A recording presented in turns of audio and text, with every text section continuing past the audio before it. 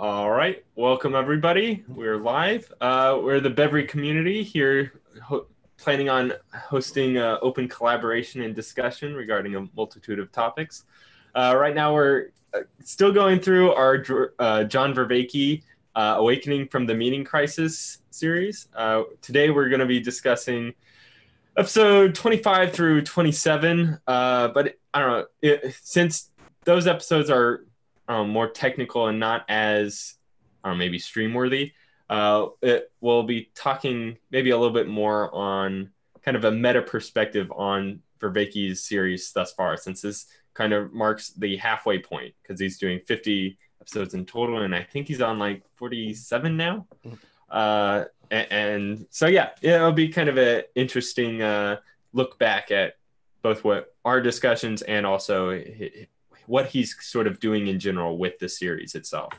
I'm John Buck. I'm here with Pleasure of Doubt, as well as Concept Hut and Smith. So, hey everyone. All right. What we can do? Let me see. Do you want to maybe like go over the couple main points, I guess, from episode 25?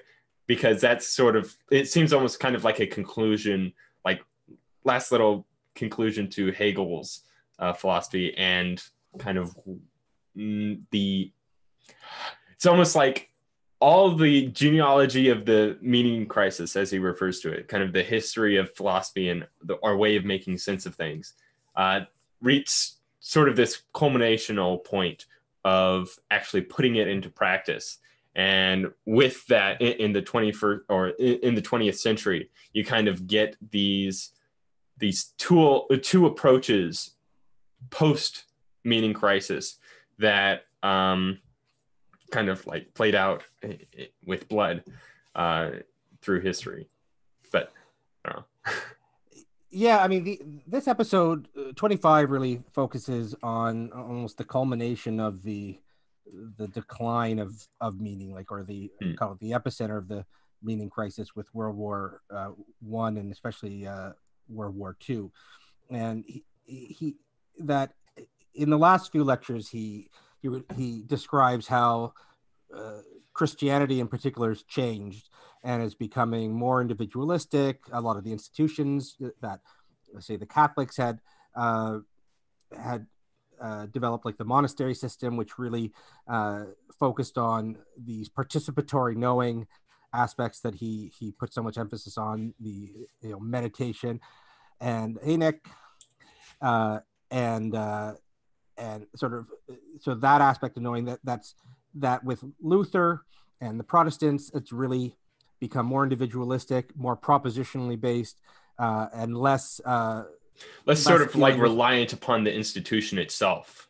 Right. Like now you have the Bible and you can read it and interpret it for yourself. You no longer have to kind of seek any sort of authority figure for any of these types of things. And also with the upsurgence of the state and it's what it's been allowing for its people, you no longer have to sort of rely upon the social institution components to religions out there as well.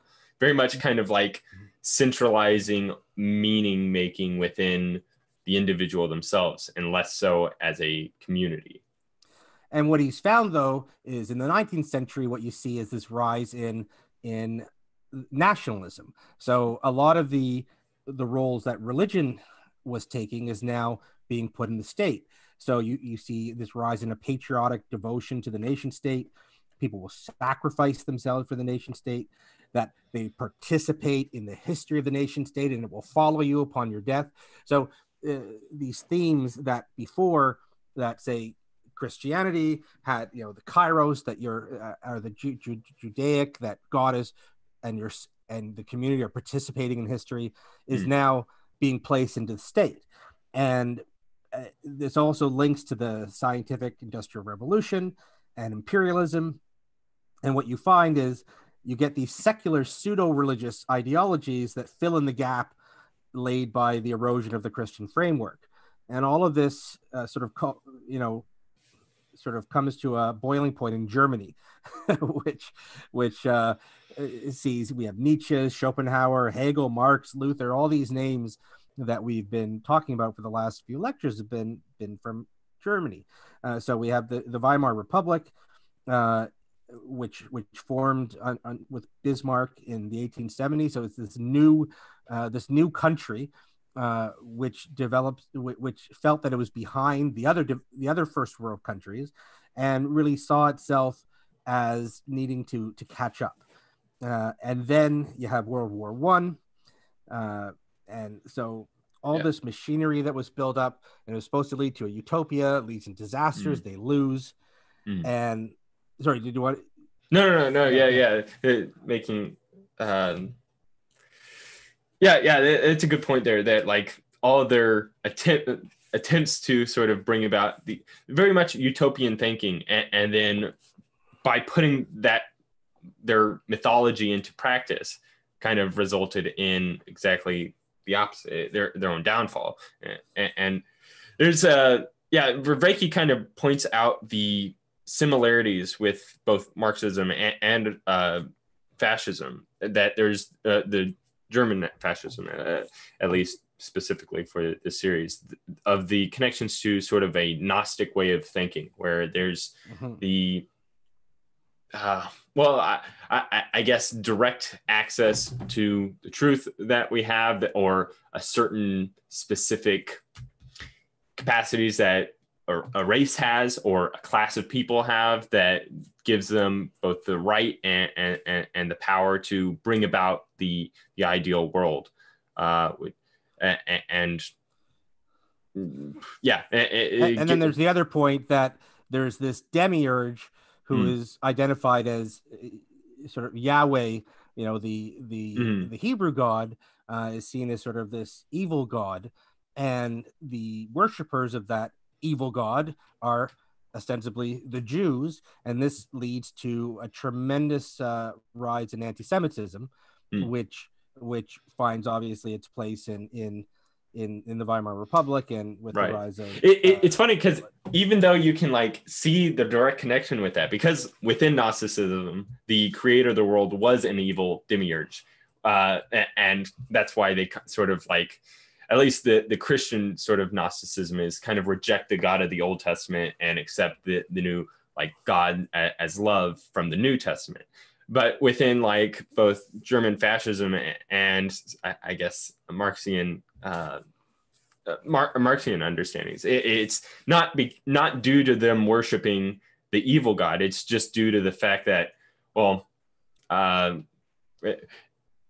as a capitalistic class, they're no longer going to be sort of like able to work within the world that they're trying to build, or that their values are completely antithetical to the world that they're trying to build, without private property and exploitation of labor, all of that. And also from within the German lens, it's the Jewish class themselves, or Jewish race, it is something that is ultimately detrimental to the German people. And so it comes with that prescription as well to weed out either whatever class is sort of necessary to get you towards your utopia.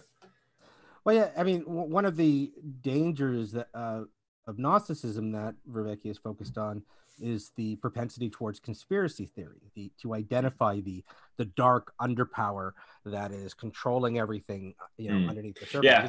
Everybody sort of needs state, this scapegoat to pin all their problems or blame all their problems on, and then that gives you a common enemy to focus your attention on, and then and I think go ahead.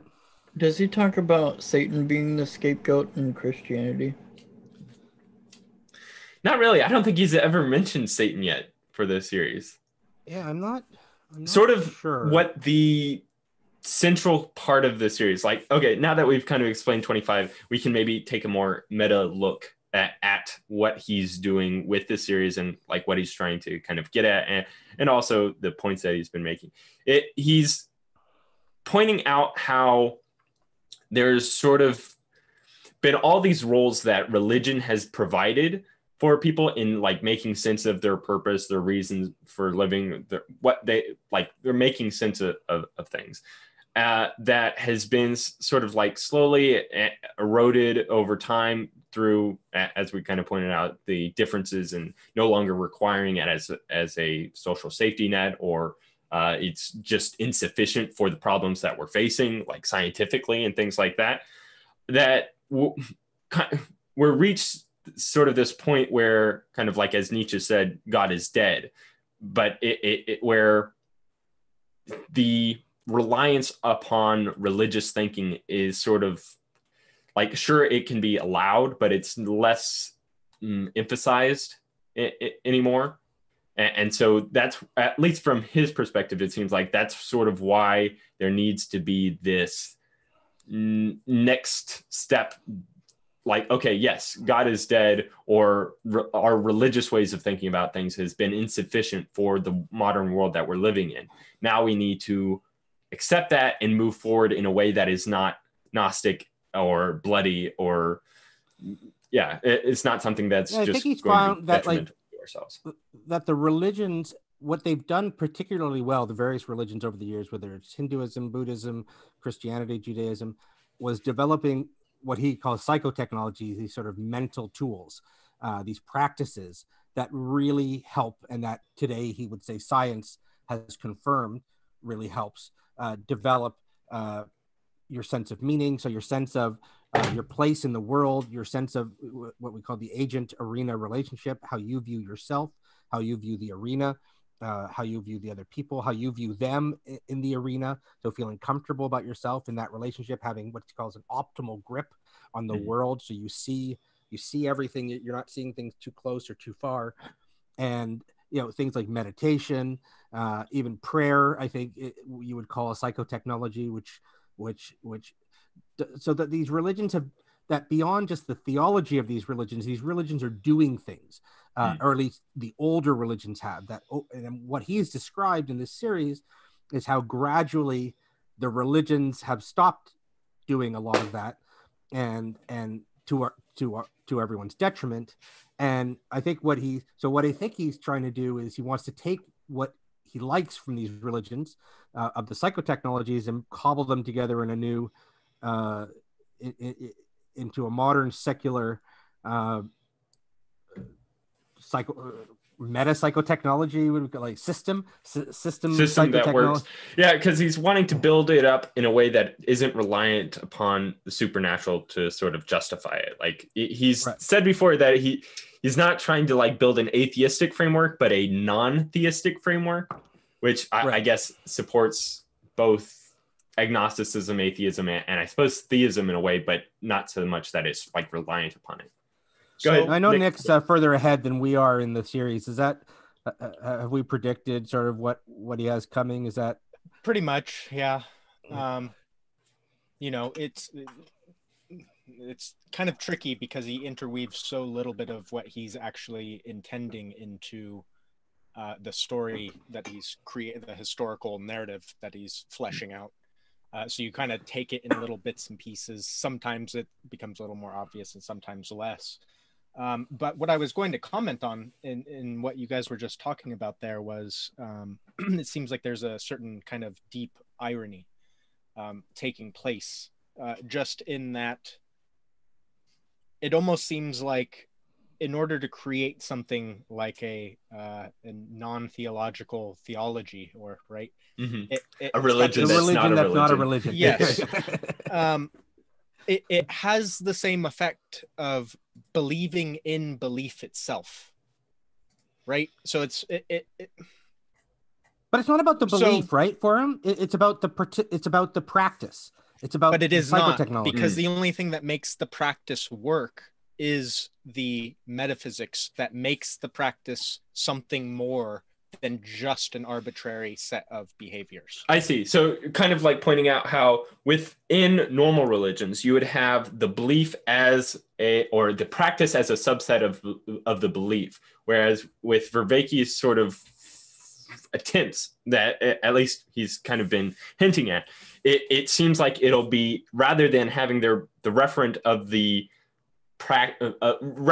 belief being, I don't know, something external, supernatural, or metaphysical, something like that, it's inverted in a way so that you're believing in it due to the beneficial practices that, Yes. or the benefits from the practices. The belief that that doing the thing will actually have some result. So I don't think it was in one of our videos. I think it was in the Discord chat, but we had a really interesting discussion on the placebo effect and what the existence of a placebo effect means, you know, about the world or about the relationship between mind and matter and those types of things. So there's the interesting effect of like, in order for a placebo to work, you actually have to believe that the thing that you're taking is going to work, right? Placebos don't work if you know you're taking a sugar pill, because then you just think you're taking actually, there's sugar, some right? evidence from what I recall that even if you know it's a placebo, sometimes it will work. But there's there is a limited. I think number the of point areas. he's making, like, if you just take a sugar pill, it won't do anything. Right. But if you have some sort of reference or belief that it's going to do something, so yeah, that's at least a good, I guess, sort of like empirical problem to his prescription. We have to be careful, though. I mean, placebo, from what I understand, I mean, it's effective in a certain areas, like the subjective understanding, the subjective experience of pain. So you can temporarily reduce. No, there's a lot more that a placebo can do, like actual like illnesses, like what is it? There's the Vsauce episode on. It was like part of his Mindfield series. I can't remember the title of it, but there was like 3 different situations of placebo being put into place. One was like to relieve anxiety. One was to relieve like a skin disorder that a kid had, and the other.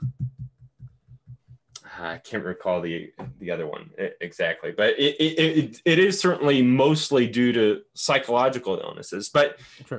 The part of the skin disorder one was like her skin was always itchy, and by going through with this like known placebo kind of method of like, okay, we're going to put you in this machine that's going to make it so that you're no longer, your skin is no longer itchy. Then that allowed her to think that, so that she wasn't always scratching it, and then no longer like. And it probably distracted her from the back. itch, and then it became less irritated, and then probably right, so that it was able to heal. Right. So, but Nick, other. Yeah. I was just okay. Go ahead. Okay, but just before we move on, from what you were saying before, now I'm not sure if you're contradicting this, but like Vervaeke, I think, would say it's the science that is leading the belief that it's not just taking these psychotechnologies and saying, I hope they work, but that he's taking the ones that science, in his mind at least, has studied and has seen objective, or at least scientifically confirmed, demonstrable effects. Not sure. So, although again, they're equal to a placebo in that regard. What do you mean by that? Well, why does prayer work? Is it because something is listening, or is it because you are convincing yourself that something is listening? Well, I suspect there's something more even to it, that if prayer, as I suspect, I've never been religious, so I've never, but from what I understand of prayer, it's very similar to meditation. And I think there's some studies that show it has a similar effect to meditation. And meditation has been demonstrated to affect the neuroplasticity of your brain, that when you do these psychotech, it's the doing it over and over again that rewires your brain. So it's not just thinking it works or doesn't work. You're literally rewiring your brain when you have a practice, a psychotechnology practice. So if you're doing regular prayer, that is doing something beyond your beliefs about it. It's and I believe it's similar to meditation. It's a similar type of focus to meditation. That yes, that and I would rewires your brain. I would imagine that if this, I'm guessing here, but again, I think that you would likely see something similar to the layout of a placebo. So that's to say, so you're popping out of your normal rut of cyclical thought, right? It's kind of the point. You do something, but you're creating, but you're literally physically creating new pathways. You know, like when you walk through a forest. Yeah, but that doesn't mean anything. No, but it does. It does. If you walk through a forest, and people walk over the same path over and over again, the same spot over and over again. A path starts to form, right? Sure. It's not dug out. It just naturally a path will form through the forest because so that's sort of the analogy I think of to what's going on. But I think kind of the point that Nick is making is like one of the inferences that we can make with the fact that placebos actually do work in at least multiple areas, and also I guess you can take some sort of like aspects of positive psychology or EBT. Wait, is it EBT training? What is it? CBT? CBT training. Yeah. Like stoicism, things like that. The fact that mind, the way that we think about things and the active participation of mind towards what we're thinking about has the capacity to change what we're thinking about and what we experience. I agree, but like I've done CBT now. The way CBT works and the reason why it does work is because it's a regular practice. If you do CBT once, it's not going to do that much for you. It's doing it over and over again, and it reinforces those neural pathways. A placebo effect. So if I take a pill for a few weeks, that's probably not going to have any long-term neuroplasticity. Like it's not a practice. It's the practice of all these things. That's what the psychotechnologies are doing. It's the doing it over and over again that has the neural. It's getting the positive effect. Yeah. I mean, it's tricky though. I don't really think there is much of a difference between whatever's occurring with a placebo and whatever's occurring on meditation. I think that there's likely positive physiological benefits to, say, breathing in a relaxed certain pattern, drawing your attention to those things. But I don't think that there's some kind of magic there. That's the point. Or rather, it's not magic. The magic that's taking place there is always taking place. So there's another interesting side effect too of placebos that we got into in the discussion, which is their relationship to authority. Which is to say that placebo effects are boosted through the what is it? It's a belief in authority. So, for example, or a belief what some blogger talks about on the internet too. Sure.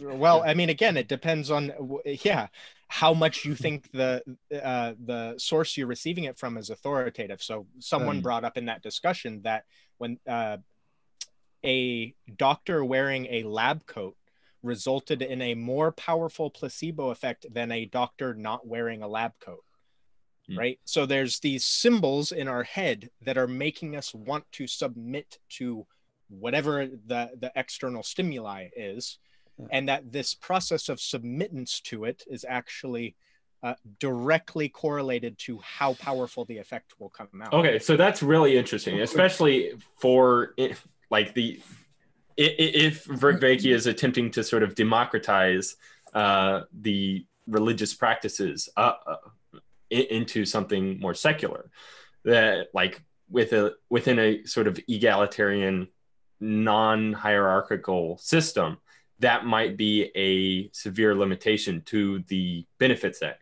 could be arising. No. But remember, I don't think he wants a non-hierarchical system. He wants and he even highlighted it again. That's true. In this episode. Yeah. He wants it to be like a school almost. He wants there to be leaders who know what they're doing and know how to.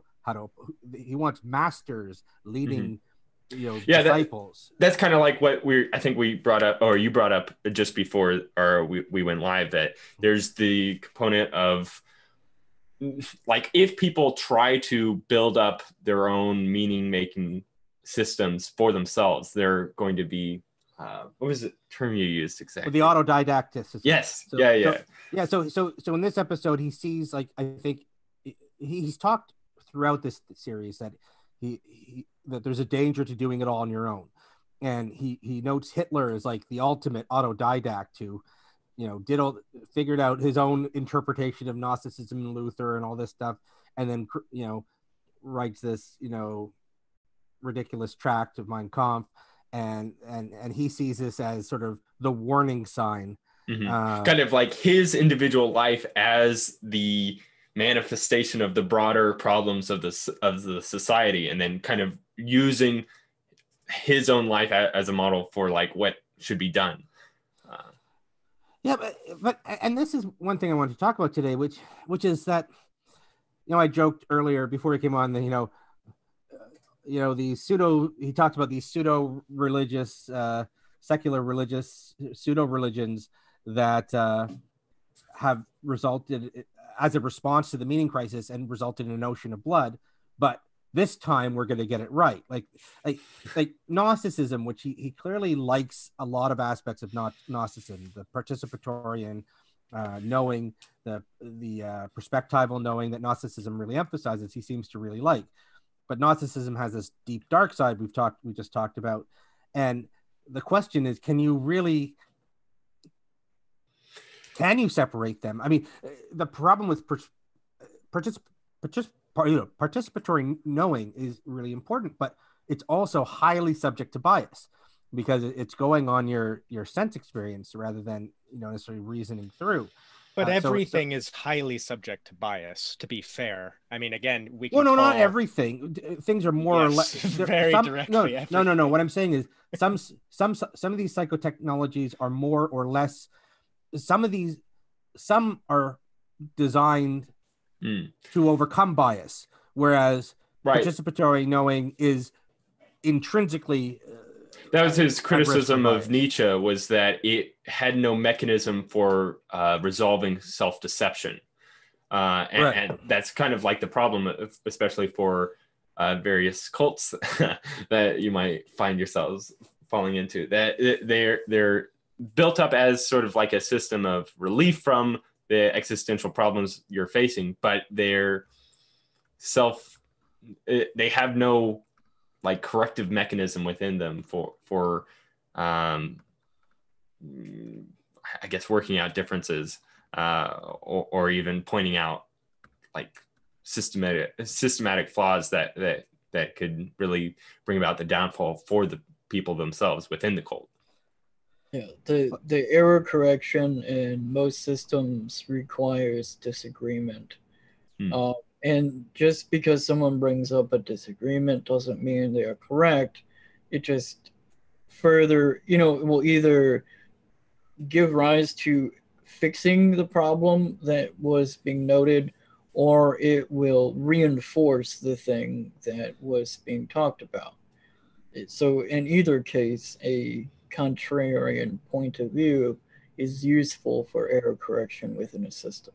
Well, it does. And think about what criticism does. Criticism, if you're listening to it, forces you to take a step outside of your own perspective.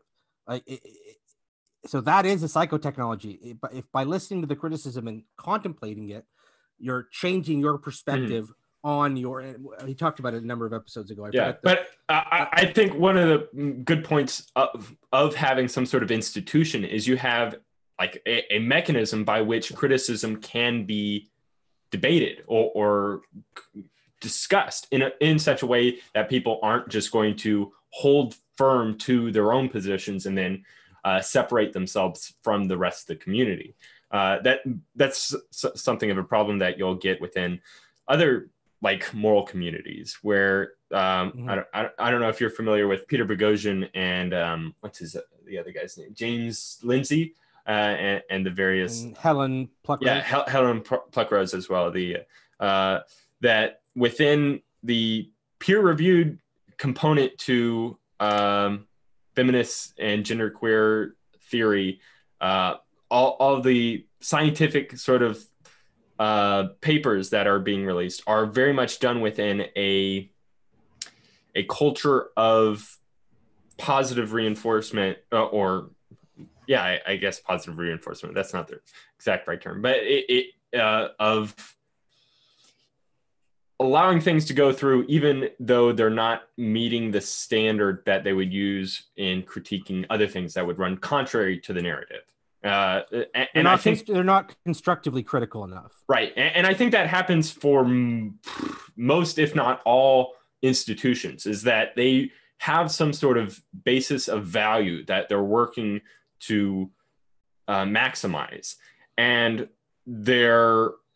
they're very much cognitively biased and susceptible to falling into biases that follow in the footsteps or that follow in the production of that whatever value they're trying to maximize, but fail to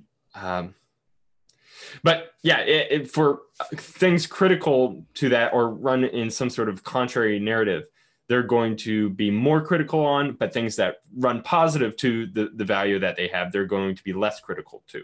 And that's why having a system in which there can be discussion that takes place while still having some sort of positive value that you're working towards. While still having some structure that where they've developed procedures, where they've identified the dangers and developed techniques to avoid them. I mean, that's that, and I know Nick, you had started to say something. So yeah, that's what you're describing there is the creation of an Overton window, right? So this, I guess, brings up one of my other criticisms of this scenario, which is that any psychotechnology one might develop, if you move a meta layer above it, that psychotechnology that was supposed to bring one towards clarity becomes yet another tool of manipulation. So now you can start distorting and playing with the Overton window by using the exact same tool that's supposed to keep one from being able to distort the Overton window. Yeah, so I want to jump in here real quick about this rigidness, the window, the bounding thing. You'll see this in a lot of areas that create some sort of standard. Corporations are good for this, for instance. They will set a standard, and that is basically the what that they want you to believe and do. And they oftentimes won't even tell you how to accomplish it, which makes it sort of confusing. And then if you say, well, why is this what even a thing? That is even less explained. So generally, the rigidness comes from an inability or unwillingness to tell you why it even exists. Because if you can't do the why, then the what is pointless. They will make up reasons, very shallow reasons of why, such as because our Lord and Savior told us to, or because it provides benefit. Not anything concrete or rigorous. And so Vervaeke would really try to provide those reasons, I think, through science is what he's been doing in this series. Yeah, or at least philosophy. I feel like a lot of times the justifications for retaining the Overton window is due to like existential dangers or something like that. So like the justification for not looking into racial differences in IQ is due to the fact that it allows for Nazis to have better arguments. Like that would be a justification for retaining the Overton window and to kind of keep to, and I'm not like arguing in favor of that at all. I'm just pointing out as like an actual Overton window boundary crossing that would take place. For others, like within Christianity, having discussions that kind of fall outside, like, well, exactly how divine was Jesus really? Was he fully God? Was he just sort of this man that God sort of adopted as a son? Something like that. That's another sort of area in which it's falling outside the Overton window. And like you can have beneficial discussions take place like in between Christianity, like, I don't know, old earth versus young earth, something like that, as just so long as it fits within the Overton window, and like something that like somebody might use to argue against one of those positions is trying to connect it to the boundary crossing of the Overton window. So like you'll sometimes see that Jesus believed in a young earth because he believed that Adam was a real literal character that was the first son of man or son of God. And yeah, I think there are reasons for having an Overton window that aren't just arbitrary. Well, also, I think, the Overton window is subject to change, but it means you have to convince people that we should push it in one direction or another. And I think that there is a benefit to that. That you're not. Oh, we lose Nick. I think we lost Nick. But Mm-hmm.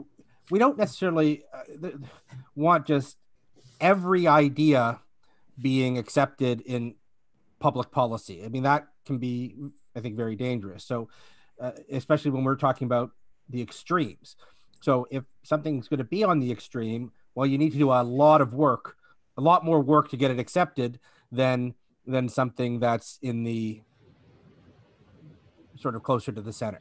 Right. So yeah, I wanted to get a better understanding of what you were saying there, Nick, about how the very something to do with like the meta layer. It was from the Overton window. I don't think I fully understood it exactly. So I'm stealing Gödel a little bit here. Okay. So it's basically, if you set up your framework, then there's always going to be the loophole that basically pushes you to a meta layer. From that meta layer, looking back down at the practice that you're doing, you can then turn the exact same thing into a tool against itself. So you can, you see this all the time in religions, or right, it doesn't have to be a religion, but how do you take something like prayer, which one might argue is the process of opening oneself to agapic love, right? Inviting agapic love into their life. And how do you redirect it such that it now becomes a tool of war or, you know, any number of things? How do you take rationality and then distort it so that you're creating a illusion of something that is rational, that's totally divorced from the world itself? Yeah, I can kind of see this like with logical positivism, where like they hold to the position that the only things we should accept are things that have been empirically evidenced or has some sort of rational, logical argument in support of it. But that itself is a normative claim that cannot be evidenced. Like I don't know how you would have a scientific evidence for that normative claim there, or even as a rationally argumented position either. Yes, well, right, because you need a lid is kind of what it seems like you're hinting towards here, and that's what religions have traditionally done, is that they put a lid on top of the number of meta layers that you can jump, or at least they confine them within a certain range, right? The lid being God, which is inaccessible to That's you. the stop to the infinite regress. Yes. But remember, like, psychotechnologies are tools, and tools are not necessarily aimed at one result or another. They can be, so tools can be used for good or they can be used for bad. You know, meditation, for example, he'll say improves the capacity for insight, but that doesn't necessarily mean it only improves the capacity for good insights. I mean, I'm sure master criminals get a whole bunch of great ideas through meditation as well. So the tool, and now you see the necessity for metaphysics. or I think what he would say is to be within a school, within a tradition. He calls it more tradition of it needs to be guided. And so he would say Hitler's was unguided, although I guess it was guided. It was just guided by people like Luther and sort of distortions, I think, of Hegel and Kant and all that.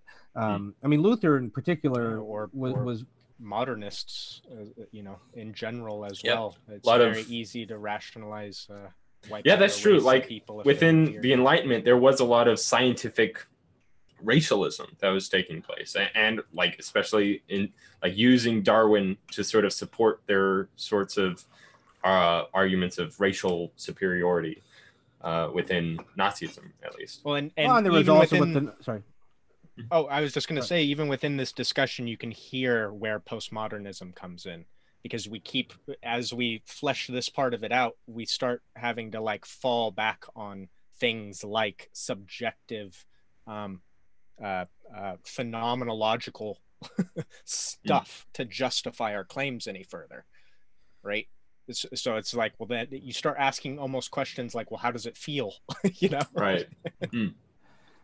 What are you using as your you know, the translator between the you know, the world and your experience?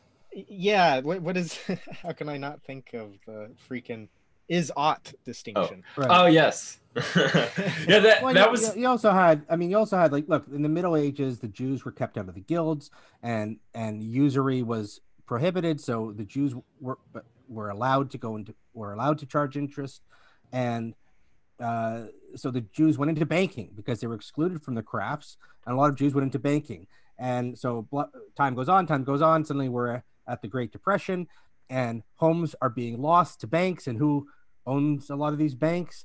It's not because of, I mean, if anything, it was a conspiracy by the groups who kept them out of the guilds, but not because of some conspiracy, but because that's where they had been pushed for all these years. And suddenly the Jews become a focus. Like, look, oh, it's these Jewish bankers are taking our homes.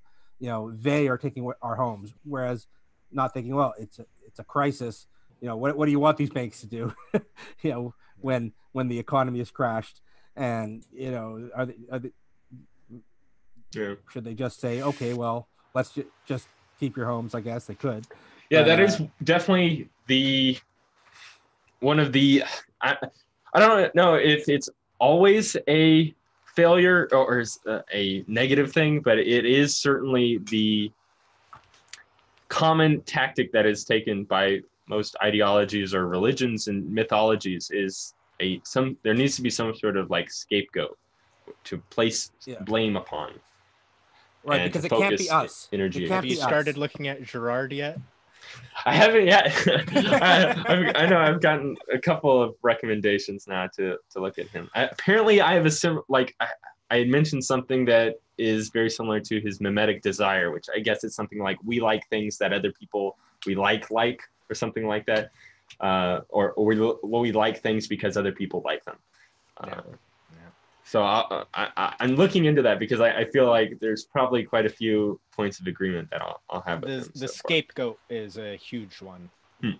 That's, I would even say, probably along with his ideas of mimetic desire, which is mime, M-I-M-E, instead of meme, although they function very similarly. But yeah, he goes very heavily into the whole scapegoat idea. Right. It's very interesting. So now maybe we can kind of go into Vervaeke's next parts of his episodes, because you had brought up something there, Nick, that of the is-ought kind of gap. And one of my, I guess, original sort of criticisms to his approach to resolving the meaning crisis is he's going at it from a directly scientific sort of basis of like, okay, if we understand how the mind gets meaning, then we can sort of figure out how to resolve the meaning crisis. But that's the thing. If we're in a situation that requires some sort of prescription to like how to resolve the problem, then just giving us a descriptive analysis of the way in which we kind of got here, I don't know if it really will provide us with the tools that we'll need. Now, that was my original criticism, but I think there might be a way in which way in which he's arguing that could still make sense of it, because he's going into how is it that we solve problems? Like, what are the cognitive sciences of problem solving? And then if we can figure out how is it that we've resolved problems in the past, can we then use some sort of similar methodology for the problem that we're facing now and resolve it for where we are right now in resolving the meaning crisis? Now, he'll probably go into it further, but I mean, he sort of laid that out, taking from Newell and someone else as their sort of approach, and like understanding cognitive processing as sort of problem solving, but pointed out a flaw with their thinking, that they think that all problems share some sort of essence to them, where if we can understand how this problem was solved, we can use that same style of approach to this other problem and it will fix it as well. But that's the thing, if it's like we call things problems, but that doesn't mean that they're problems in the same way. Like you could have financial problems, you can have marital problems, you can have existential problems, you can have math problems. These are all different types of problems, but it's not necessarily the case that each of these problems will have the same sorts of practices that will resolve them. Sure. Well, you could even I think, easily argue that the reason the meaning crisis exists is from this using the wrong type of problem solving to solve the wrong types of problems. Right? You can't take science, apply it to, whatever spirituality has been doing, and then expect to just magically come out, right, with solutions that are going to be as functional as, what's the best way to throw this rock or whatever. It's well, and in fairness, I don't think he is doing that. But no, and I would agree. I don't think he is. But there is a secondary problem, which is the superficiality of the patterning of a problem.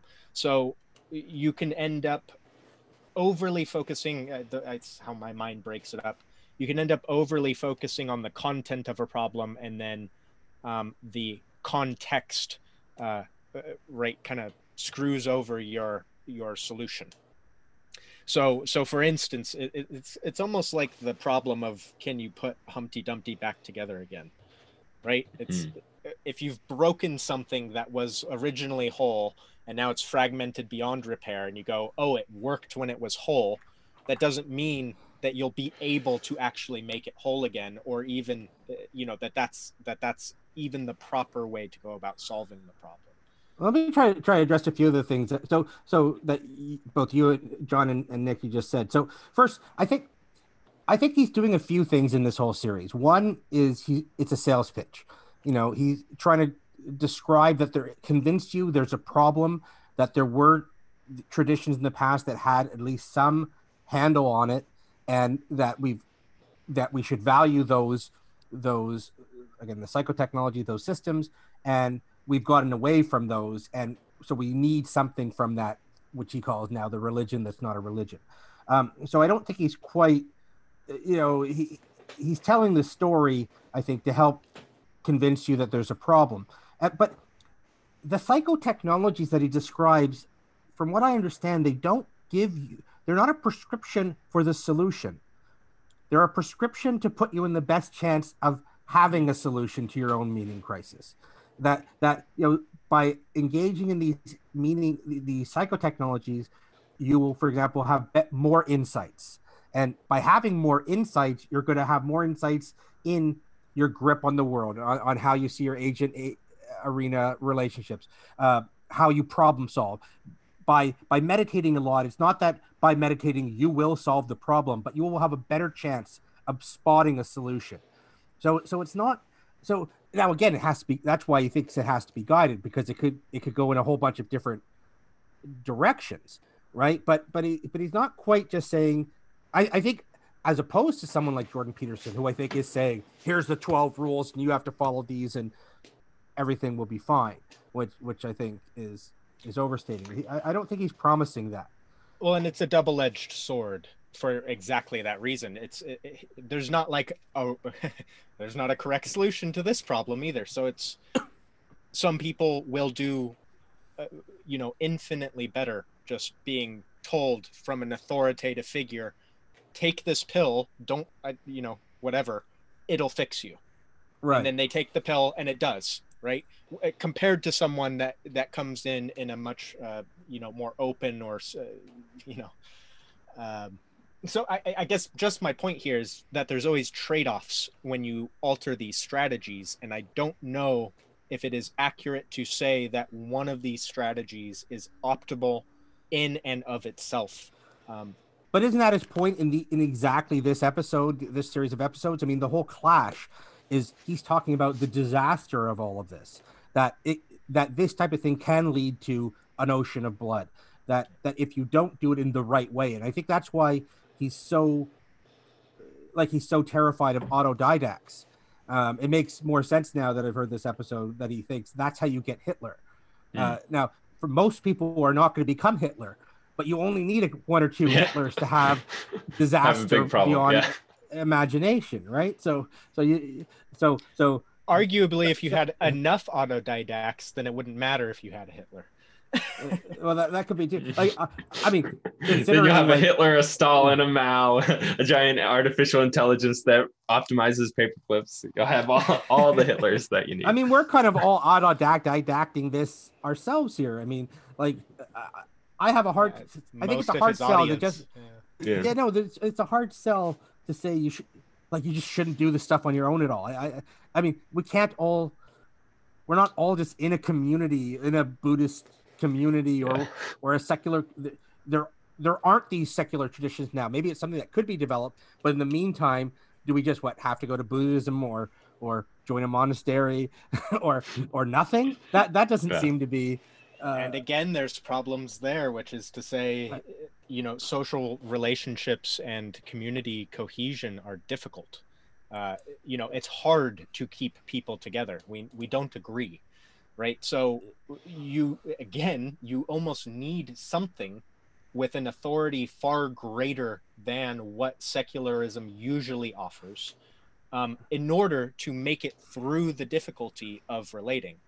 Right? For example, it's a lot easier to stay married if God commands you to than if it's based in you actually loving your wife.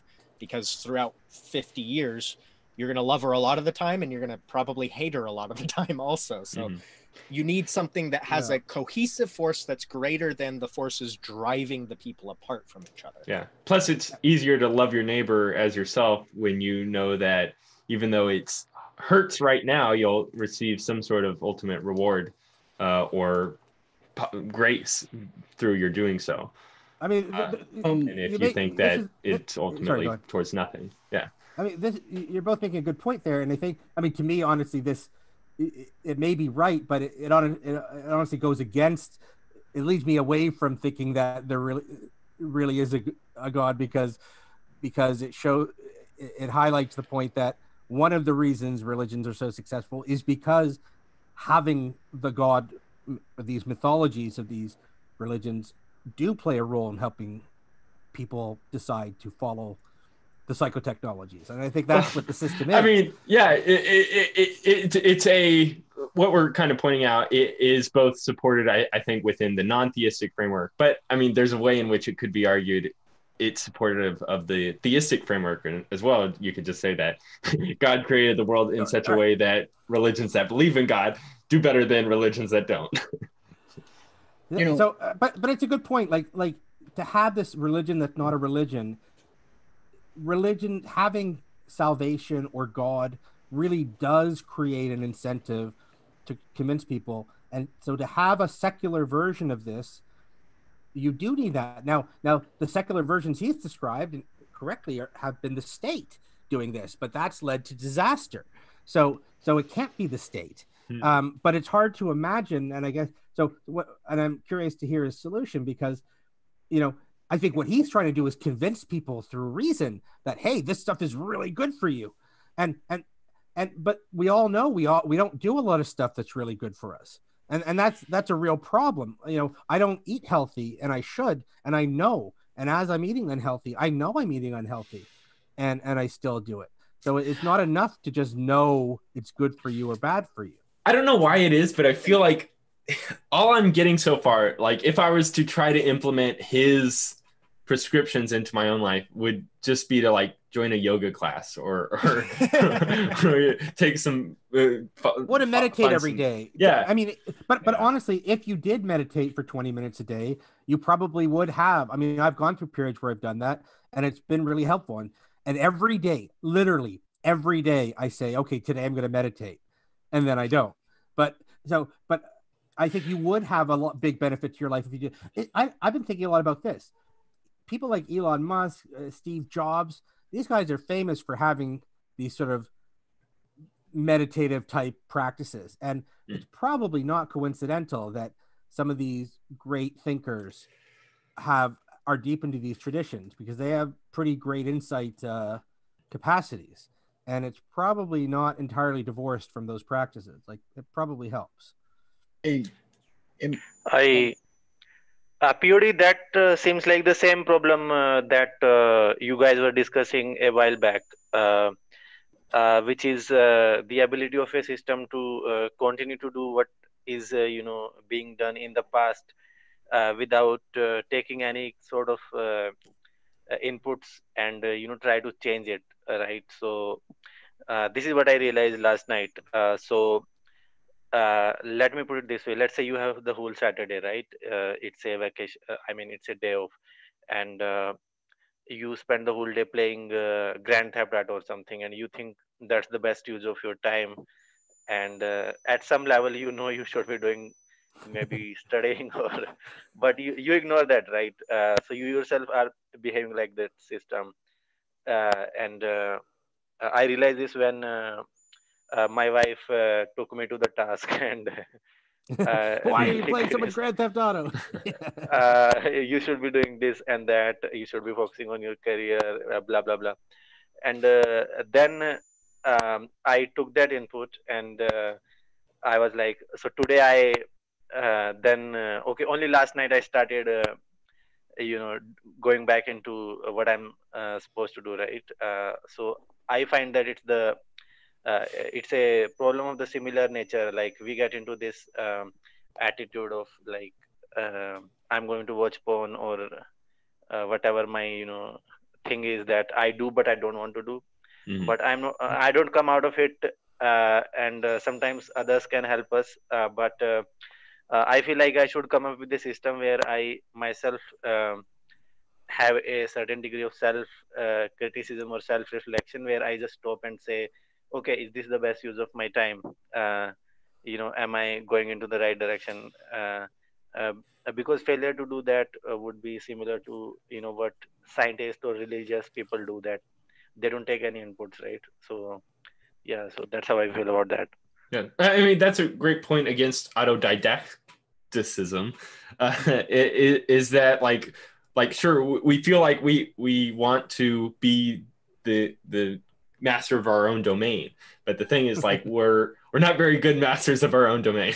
we're very susceptible to things that we know are bad for us, but yet we still want them because we're driven by our own internal desires. And so if we have some sort of external pressure that has some sort of social or authoritative hierarchical position to me, or even like a natural peer position, like what Sumit brought up, being his wife, that somebody for whom that doesn't have those same internal desires or drives towards something that we know is ultimately negative, that still has some sort of or some sort of component motivational capacity that allows you to do what is right. And that's where like having some sort of social structure is so beneficial for people, even over them sort of like cleaning their own room or meditating 20 minutes a day, because I don't know, there's other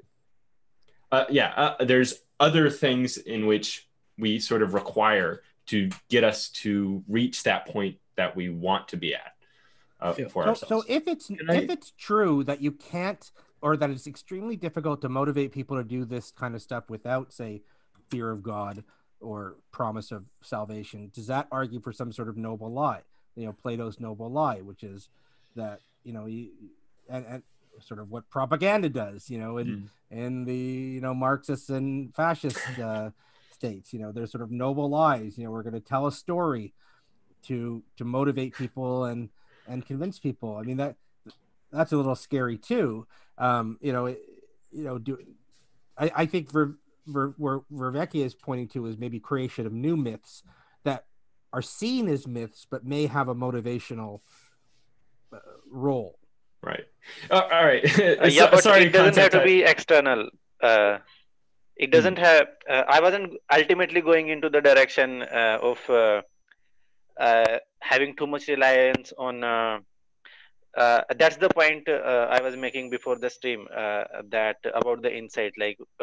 But then maybe when you discuss that, I'll come into that. But yes, this social thing can be helpful, but it can also have negative consequences and all that. That's not where I was ultimately if advocating anything, that's not what I was saying. I have this friend who has this relationship with himself that I'm always surprised by. So he always calls me up and says something like, okay, I was so wrong about this, and I did a lot of self reflection, and I figured out for the last 2 years it's been a complete waste of what I've been doing, and now I'm going to change my approach to this. So he's always doing this self kind of, I don't know what to call it, kind of self analysis and self correction. So uh, if you can build that up to a significant extent, then you can yourself do self correction. Obviously, at any given point in time, your self correction abilities are kind of static. They are not going to improve like in next 2 hours. So that is when I call up my friends, or my wife can help me. You know what I mean? Yeah. But ultimately, It's hard to keep with it. Yeah, you need someone pushing you. that's what I'm saying. Not necessarily like that is the truth right now, but that is not what you should be ultimately aiming for. That's what my main point was. Gotcha. But no, I ideally yes, but I think in practice, at least I know for myself, I keep on learning those same lessons over and over again. I go to the gym, I go swimming, I feel great, and then I don't swim for a week. Why? I felt great after I swam. Why didn't I do it the next day? I don't know. There's no good reason for it, but I didn't. Other people maybe are better. Sorry, I know Concept had. Are you? Is your mic working? I know. No. He's been trying to like butt in for a while now. We just keep on going right after the other. Yeah, that's kind of the thing with this group. Can you hear me right now? Yeah, we can hear you. Okay, because I clicked I popped my thumb and it picked up, and I tried saying something and my box didn't light up, so I don't know what's going on. So a couple things. The externalization thing is made pretty clear by many people. So Jordan Peterson, for instance, talks about if you don't make a schedule for yourself, you're pretty much screwed. And the reason why is because when you put these ideas down on paper, then when you have a process of looking, through your schedule and did I actually accomplish these things, you can see this thing instead of the normal situation without the schedule, which is I have this thing I want to do, and then you just forget because you do something and you forget, right? And you have nothing to remind you. Now, the idea I think Jordan Peterson also talks about is that God is essentially an archetype in pretty much all religions. Even if you don't believe that God is going to throw you into hell or any of those things, it is still an external entity, even if just a mental entity, in which is basically checking you, checking against you. Like, this is a framework that contains all of these things, these ideas in terms of what I should do, what I shouldn't do. And you're being checked against this because it is an idea that is permanent within your head. And so in the idea of I'm going to be punished is more like the punishment is reality itself going to punish you. Because, for instance, if you don't go to the gym or you don't do, pay your bills or whatever else you're supposed to do, these things will punish you because, sort of like in the Bible, it says the wages of sin is death. So it's basically like you've earned this consequence. And there's a statement I use a lot through the years: your actions, your outcome. Has nothing to do with me. Whatever you're going to do, the outcome is yours. It is completely up to you in that situation because you made the action. So if you externalize this idea on paper in terms of a schedule or a mental concept, entity, this is what helps resolve the problem quite a bit. So even if you have an a secular religion, the same idea can apply. You include the whole externalize this thing into like a schedule or a plan of some sort, and you check against it. And then the other idea, which is the manifestation of an entity. Even if you know the entity isn't real, doesn't matter. We still, and to prove this, people who don't subscribe to the religion that has the idea of karma still use the idea of karma. You know, people are like, oh, well, they'll get what's coming to them. Because we all know this idea in our head in terms of your actions will catch up to you, or at least it is highly likely that they will. And when it does, people are very happy and say, that's karma. You know, so even if we don't believe that particular religion, we still have embodied this idea into our reality. So you're supporting that you could have the secular religion that would still provide sufficient motivation. Yes. And the big reason for this is that what we want in the moment isn't the same thing as the wisdom, the external thing, because wisdom is essentially this idea of known truth down the path that we are not down yet. Because we apply wisdom to the beginning of the path that we're on because it tells us what the path looks like at the end, around the corners that we can't see around, you know. So that's why you go to older people or people that have been through a situation. You say, how does this work out? Because you know that just reasoning through it, you can't find the end. You have to ask someone, what does this look like? Because they have experienced it. It's you're talking about participatory knowing there. It's essentially knowledge through experience. Mm-hmm. So, right, and that's participatory knowing. Yeah, exactly.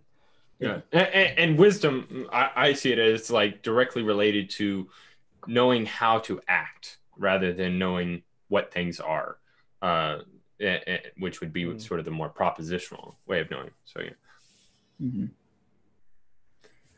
But okay, so yeah, that's an interesting point, that by having some sort of external standard by which we can like compare and contrast ourselves against, that gives us a way of both making things concrete rather than just sort of conceptual in our heads, like, oh, I'm gonna work out 2 times a week, but I don't need to like mark down which days of the week I'm going to do it.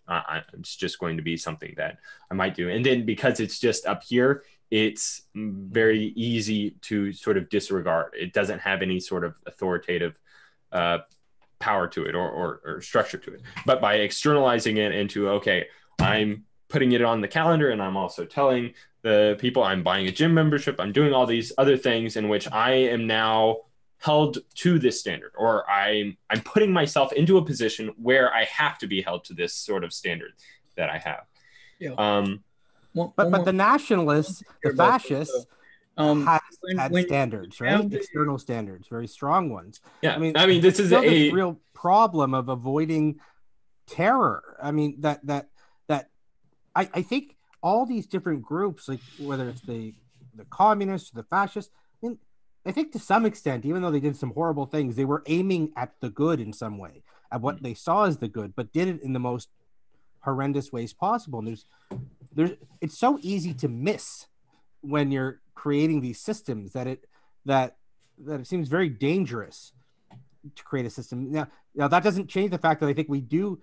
Like, I think what he's setting out is we do need a new system, because the old systems, at least for now, the old systems aren't working very well right now in terms of meaning production, in terms of this assessing ourselves in the world. So, but the risks seem huge. Yeah. I don't think there's an easy answer. Yeah, it's funny because he brought up his sort of, or I think he was taking it from something in Newell, but he seemed to be like highly agreeing with it as like what rationalism is. Like there's a difference between being rational and then being intelligent. Intelligent is like already knowing sort of the answer. Rational is knowing how to, like, what are the best ways of most likely getting the correct answer. It's not. Right, here's how he puts it. Uh-huh. Yeah. So being rational means knowing when, where, how much, and to what degree to be logical in order to overcome self-deception and optimally achieve the goals that we want to achieve. Right. And that was kind of, it's funny. He brought up the sort of, I guess, central framework of Jordan Peterson. Oh, well, he didn't mention Jordan Peterson, but I saw the direct connection there. That rational problem solving is to have sort of an adequate enough understanding of the initial state, the ideal state, and the tools / obstacles between those two, such that you can reach the ideal state without demolishing the faculty that allows you to get to that state. So like he brought up the example, I have the goal of cooking my food. Now, one way I can go about doing this is set my house on fire. And that achieves the goal of cooking his food, but it also comes at the cost of, okay, now I don't have a house, and now I'm no longer going to be able to cook food on occasion when I require it. But yeah, and the connection that I saw, let me see if I can share the screen real quick. I forget how to do it. Is it under, share the screen one. This is a image from Jordan Peterson's Maps of Meaning book. That he kind of has that same, this is like his phenomenological central framework, I guess, where you have point A, which is like the place of unbearable suffering, or it's not unbearable suffering, but you're currently in a state that you do not like being in. Point B is I love Jordan Peterson's just negative. It's just always so down. Like life is just unbearable. Life is suffering. Yes, and then it's not suffering; it's unbearable suffering. and somehow you have to bear it. Yeah, you gotta take that cross and climb it up the hill. I can't. Okay. That was pretty good, actually. That was good. All right. And point B is the ideal state, the goal state. Yeah. The ideal state land. Or the goal state? Is that Vervaeke talks about the goal state, but if it's an ideal state, ideal is often unreachable. The goal state should be reachable. Well, I think he's just meaning ideal as in like what we look up towards. So better than the initial state, which would be point A. And then there are the tools / obstacles that are there. So if we have a positive effect when we apply this thing, and it seems to be getting us closer, we're assuming that it gets us closer to point B. And if we're getting some sort of negative effect, we're assuming it's getting us further away from point B. Mm-hmm. Anyway, it seems like a highly useful framework to kind of apply to a lot of different things. Yeah, well, it looks like he's drawing point paths through these zones, the green and the red zone. You know, if you're passing through the green, which is, you know, it has a positive affect, then you continue the sequence. Yes. If it passes through red, then you recognize that the sequence is not going to Mm-hmm. Even if it gets you to point B, it'll get you there in a way that you don't want to be at point B anymore. Right. So yeah, it's interesting. It's sort of like grounded within almost behaviorism in a sort of way. Like if you read Don't Shoot the Dog, she references like all of training is either positive reinforcement or negative reinforcement. And so if you have some sort of, you commit to some sort of action and it brings about some aspect to the goal that you have in mind. So if you're an animal, your goal is to get a treat, and then they make the click sound. Oh, that means that if I keep doing this, I'm going to get the treat if I keep doing this. And then they do it more so and more so and more so until they get that treat. And then that instantiates within them, oh, this is a new behavior. And so now if I want to get the treat, I can do this behavior again, and boom, I get the treat. Well, and to touch on something Pleasure of Doubt brought up there briefly, which was the recognition that ideal states are impossible. That is hard-coded within at least Christianity, probably. Well, it depends on how Gnostic the flavor of the religion is, right? But that's hard-coded into Christianity, right? Humans are incapable of achieving the ideal state. It is only by the grace of God. When we veer, so that's a really useful way to set that up, because it allows you to form the archetypal image of the ideal state such that one knows how to navigate themselves while limiting the negative cost that a person is willing to take on to achieve the ideal state. Because by definition, an ideal state is one, we could say, of infinite value, right? So in the pursuit of reaching towards that which is of infinite value, there is literally no bottom to the damages that you will take on in the pursuit of the ideal state, right? There's no there's no hell deep definitely enough. Be dangerous as well. No costs are too much in order to reach utopia. Exactly. Well, and that's what we see in and this is the value of mythology and the archetypes of that you can the hero's journey. The goal is not to necessarily be exactly the hero, but to move towards being the hero. You're not going to necessarily save the world, but maybe you can make the world a little bit better in your own slice of it. And that's part of the idea that Vervaeke talks a lot about by creating new myths. I think we can create new myths that represent the ideal, that show what we should be aiming towards. But again, we know they're myths. It's not a prescriptive that you must become this or else you're an absolute failure and you're wretched. And I think that, frankly, I think that's the downside of a downside in Christianity, where we're wretches and we don't deserve grace, but we get it. But that's an aside. I don't know if you want to. Bizarrely, that was one of my main reasons I've refused to be specifically a Christian, but even religious for so long. Bizarrely, the experience of it is very counterintuitively liberating. The experience of what? Accepting yourself as a wretch. Yes. Yeah. Being willing to, in some sense, recognize your absolute failure is very much a kind of like cathartic moment of also where you're letting yourself off the hook. You're not letting yourself off the hook. Well, no. What I mean is where you're saying, the way I see it is more I'm flawed rather than I'm a wretch. Like that I'm not perfect and I don't have to be perfect because I can't be perfect. Well, it's even at least, again, this is again just coming from my personal experience with it, but it was even like there's a bizarre joy to the I am a wretch.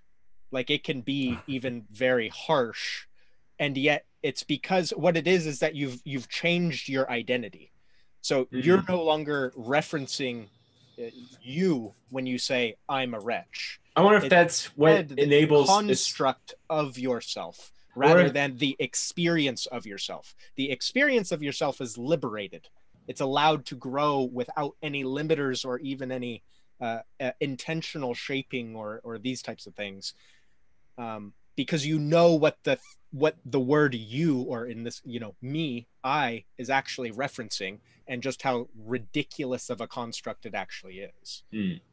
I wonder if that sort of like is a part of the mechanism in which to take on the Christian model of where there is some sort of conflict at place, you're making the self-sacrifice rather than sacrificing of other people, because you're recognizing your own wretchedness, and then by taking on the sacrifice to yourself, even if it's a minuscule type of sacrifice, like, oh, I'm going to wake up 2 hours earlier so I can get workout or something like that.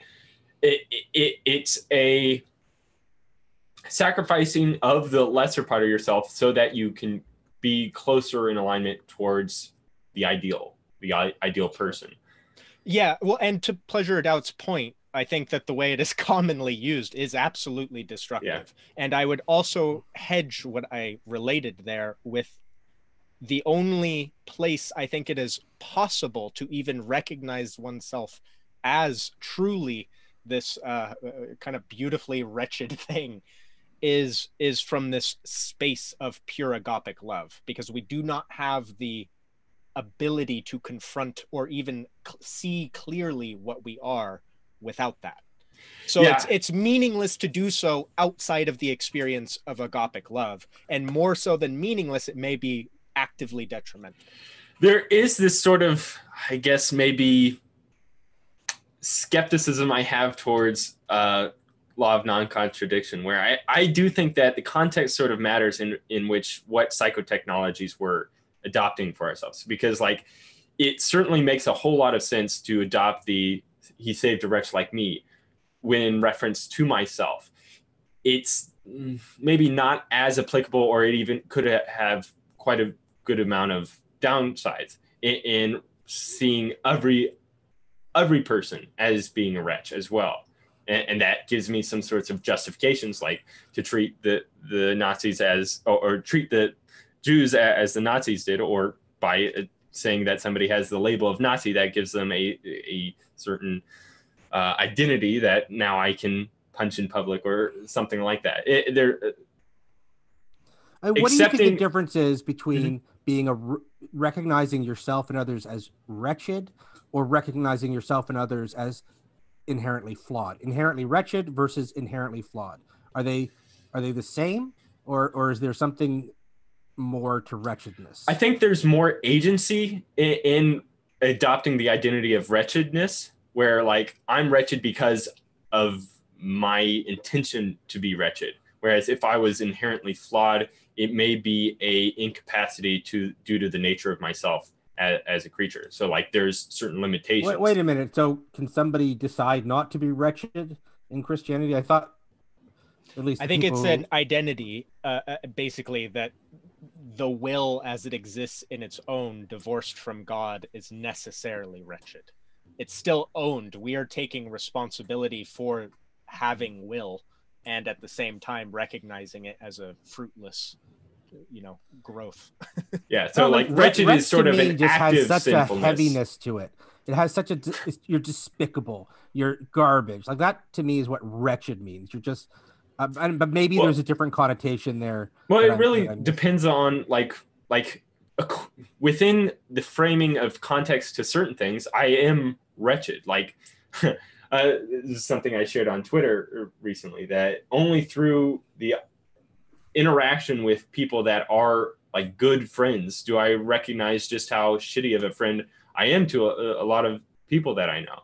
Okay, but doing a shitty thing is different from saying I am inherently I am shit, right? Like there's a subtle difference. I am someone who I think does bad things from time to time, but I don't think I'm a bad person. If you know what I mean. Like it. Do you ever do things bad? I've done just for the sake of being bad? Just for their own sake? Have I done things bad just for that the sake of bad? Were wrong, like bad for you, bad for other people as well, and still decided to do it? Well, delighted in badness for badness sake. No, okay. Yeah. For example, I've downloaded illegal pirated movies and TV shows. Now I'm not doing it for the sake. I'm not downloading it just to say, "Ha, I downloaded a pirated TV show." I'm downloading it because it's something I want to watch. No, this would be more like kleptomaniac. So stealing because of the delight of stealing itself, not because you wanted what you stole. I don't.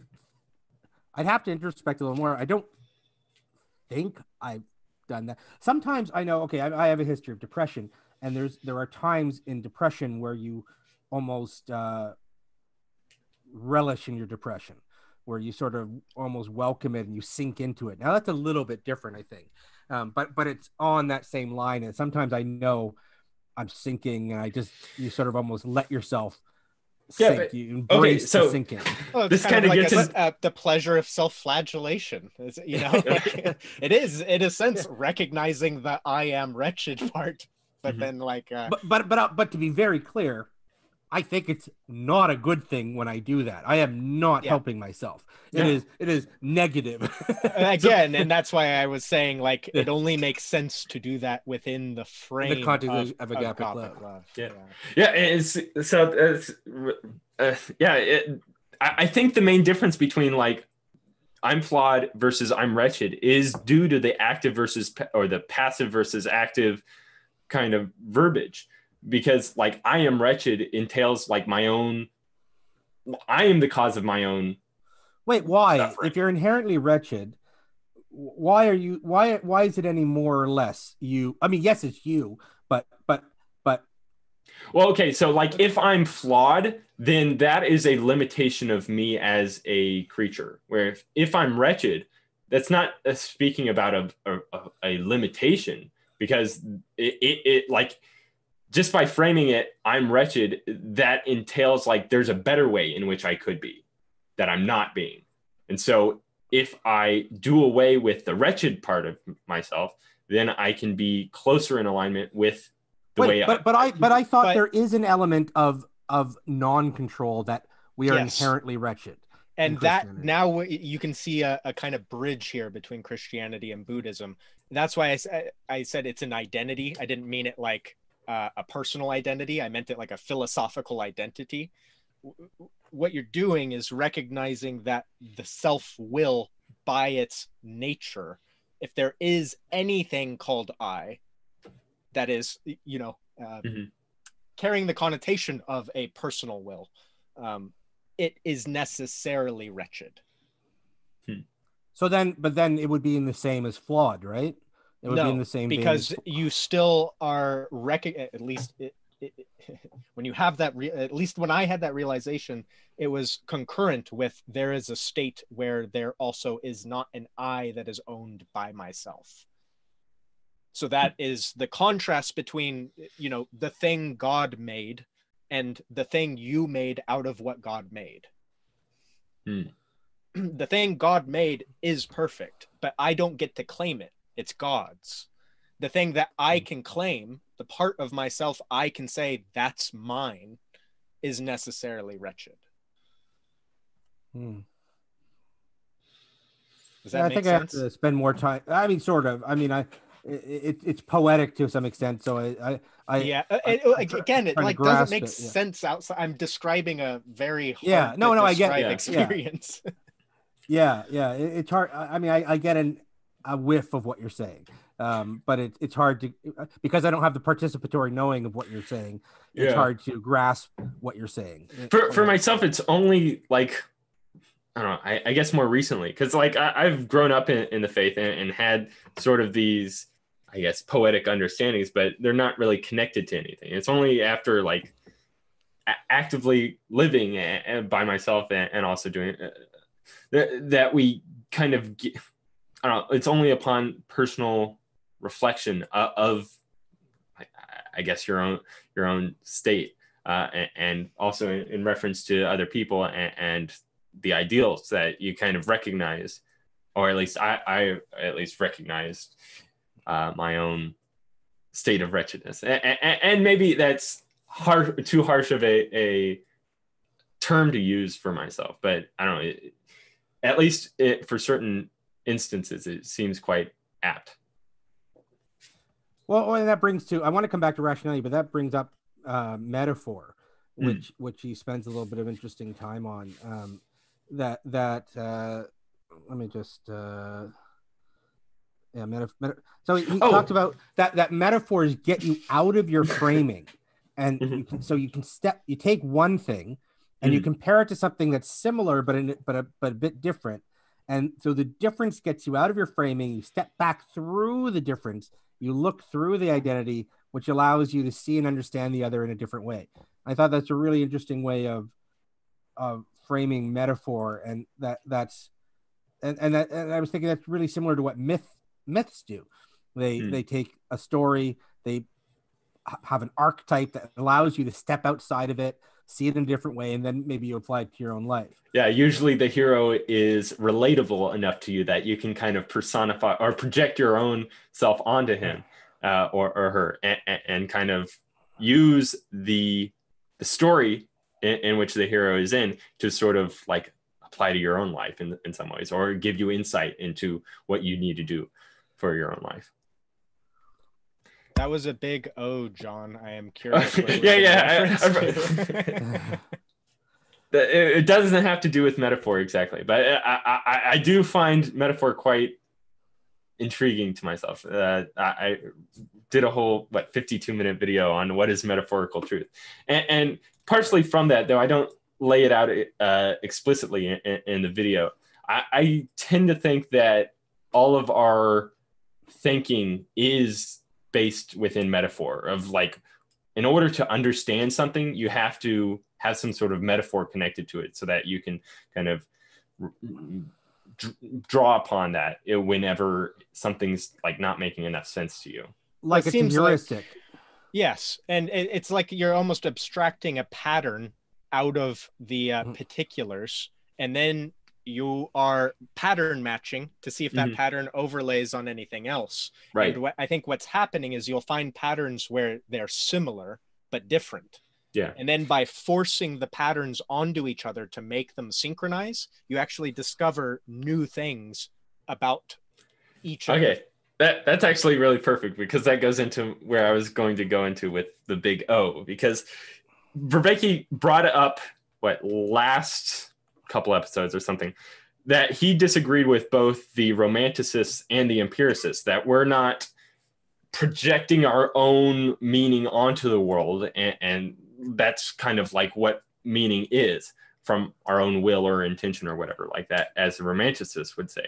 And we're not, as the empiricists say, like a blank slate where meaning to objects is kind of implanted into us, or I guess partially like within Platonism as well. Like you recognize that a glass is because it has the essence of the glass, which is being imparted into my head just by my observation of it. Like I'm seeing the Platonic ideal of the glass there within it. He uses, or his, I guess, central theory or thesis on meaning is meaning as cultivation, where sort of like meaning is our way of interacting with the world. And like he uses the metaphor of a garden, where you're gardening, and it's how you act in such a way such that what you're trying to get from it is able to grow forth. What we use to understand the world. So meaning is what we use to understand the world, but it doesn't necessarily like have any sort of ontology of its own. He didn't say this quite explicitly, but I definitely saw like the connection to Kant that he was bringing up earlier, that there's sort of this noumenal and phenomenal distinction, and all of our insights that we gain about like rationalism or like causality or time, these are all not necessarily references to the noumenal, what is ontologically real. More so, they are referring to our own ways of interacting with reality that makes it intelligible to ourselves. And so similar to like what you were saying, either Nick or Brett, that the metaphor that we apply kind of reshapes what we're looking at so that we can see the connection there between it.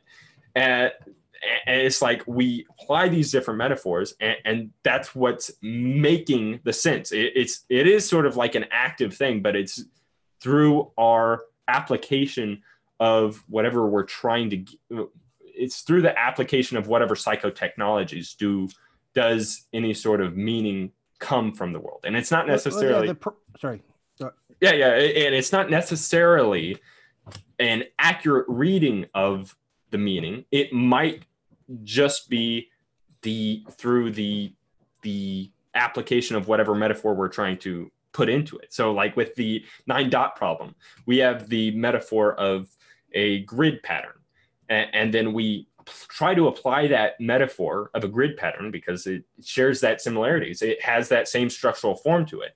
But when we apply that metaphor or that framing to the problem, it gets in the way of us actually solving the problem.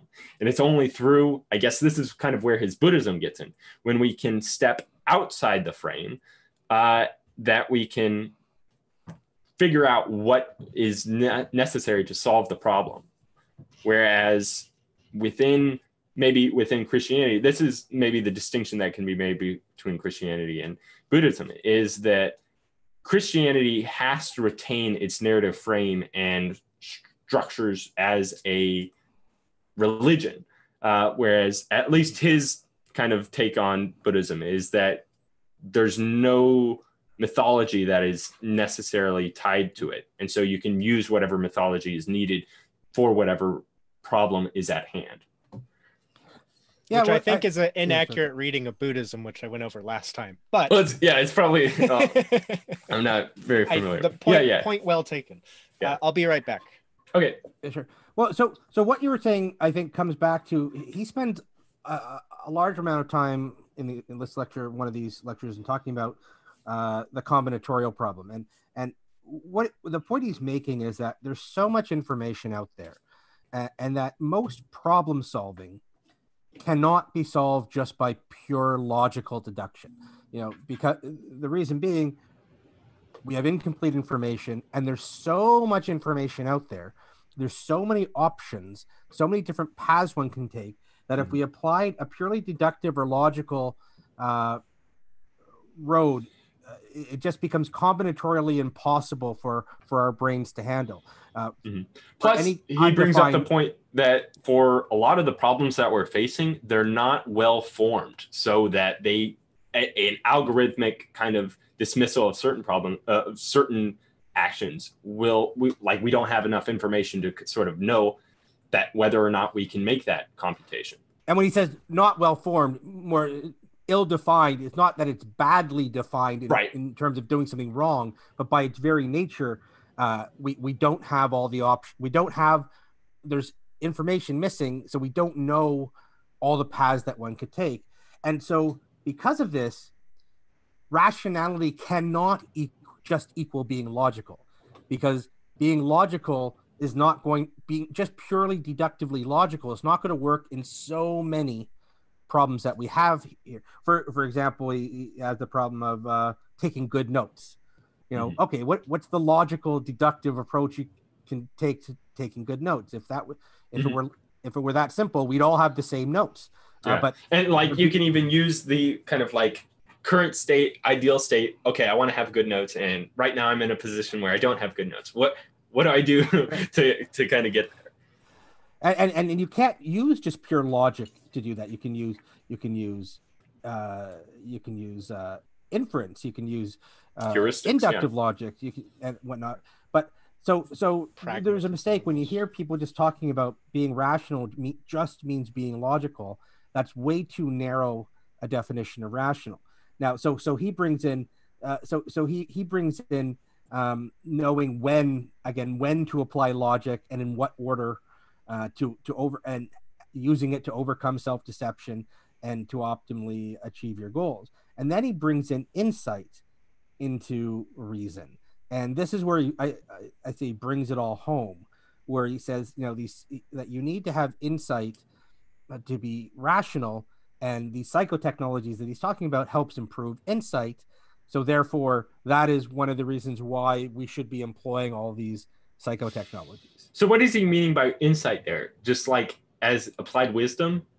Well, like, for example, the insight of the 9-dot problem, realizing that you have to go outside of the lines, or in the checkerboard, he has this, he presents this mutilated chessboard problem, where you have a chessboard with 32, with 64 squares. And if you have dominoes and you place them, you have to figure out how to place them on the squares, and we can do this quite easily. But then when you take out the two corner pieces, the two white corner pieces, it becomes combinatorially impossible to figure out by sort of a deductive approach of sort of laying out the dominoes in different orders to figure out how to do it, until you realize by taking off the white squares, there's now no longer an even number of white and black squares. And that lets you come very quickly to that insight, lets you come very quickly to the solution to the problem that it's impossible to do it because every domino has to cover one white and one black square. So if there's an uneven number of white and black squares, that can't happen. And so he includes the ability to have insights as part of being rational.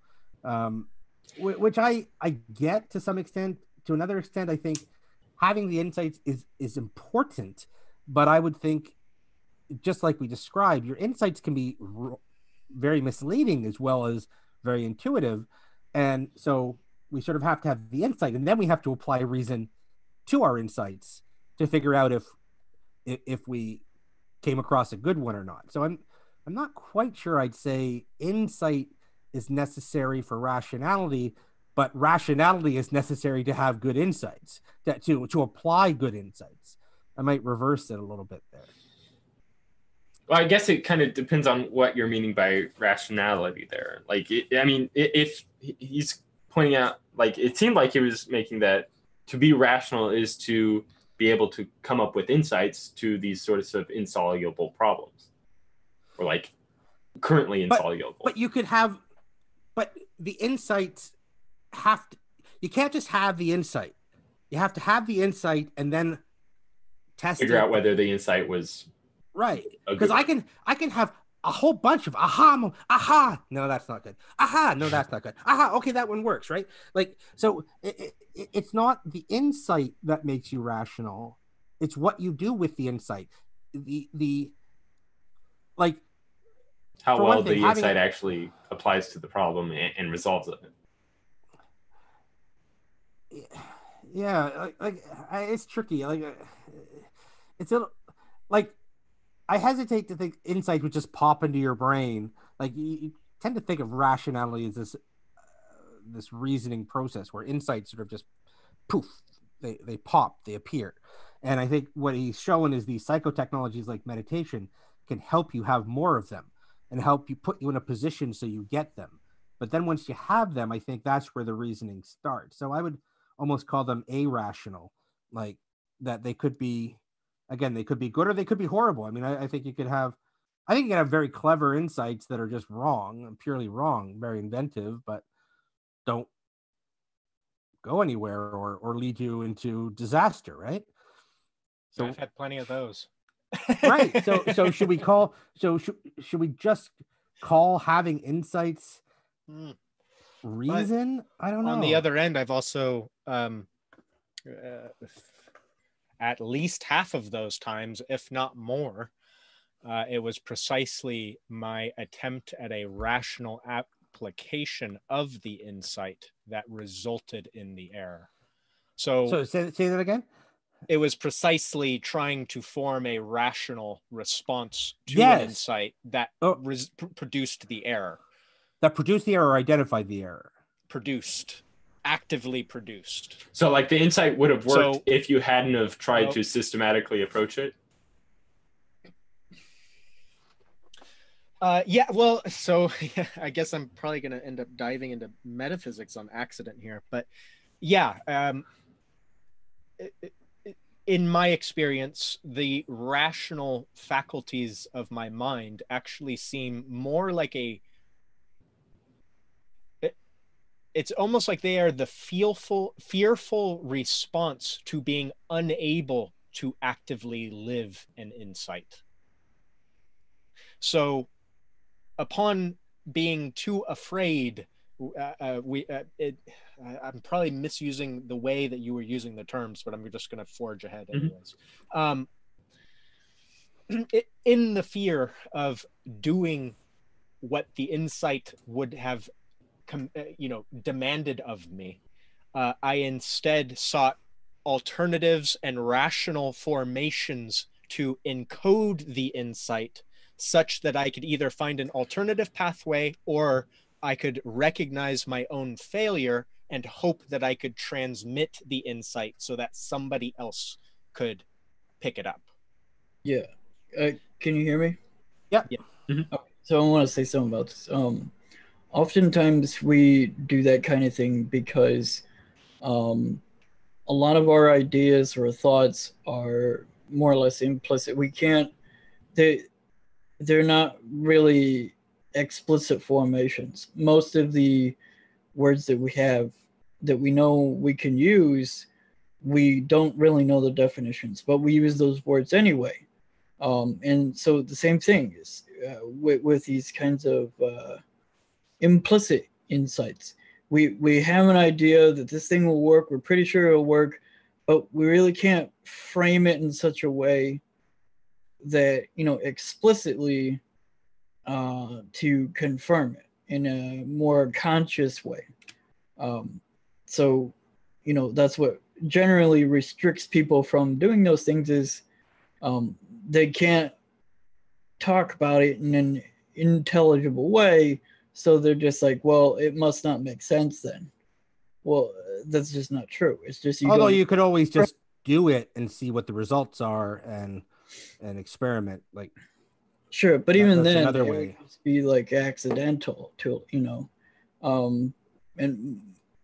so if that's what generally stops a lot of people, is just this idea of, well, it might work this time, or I see no reason why this is actually the case, and it goes both ways. So somebody might think, okay, well, I don't see why this won't, I can't express why this won't work, so I'll do it because I can't express a reason.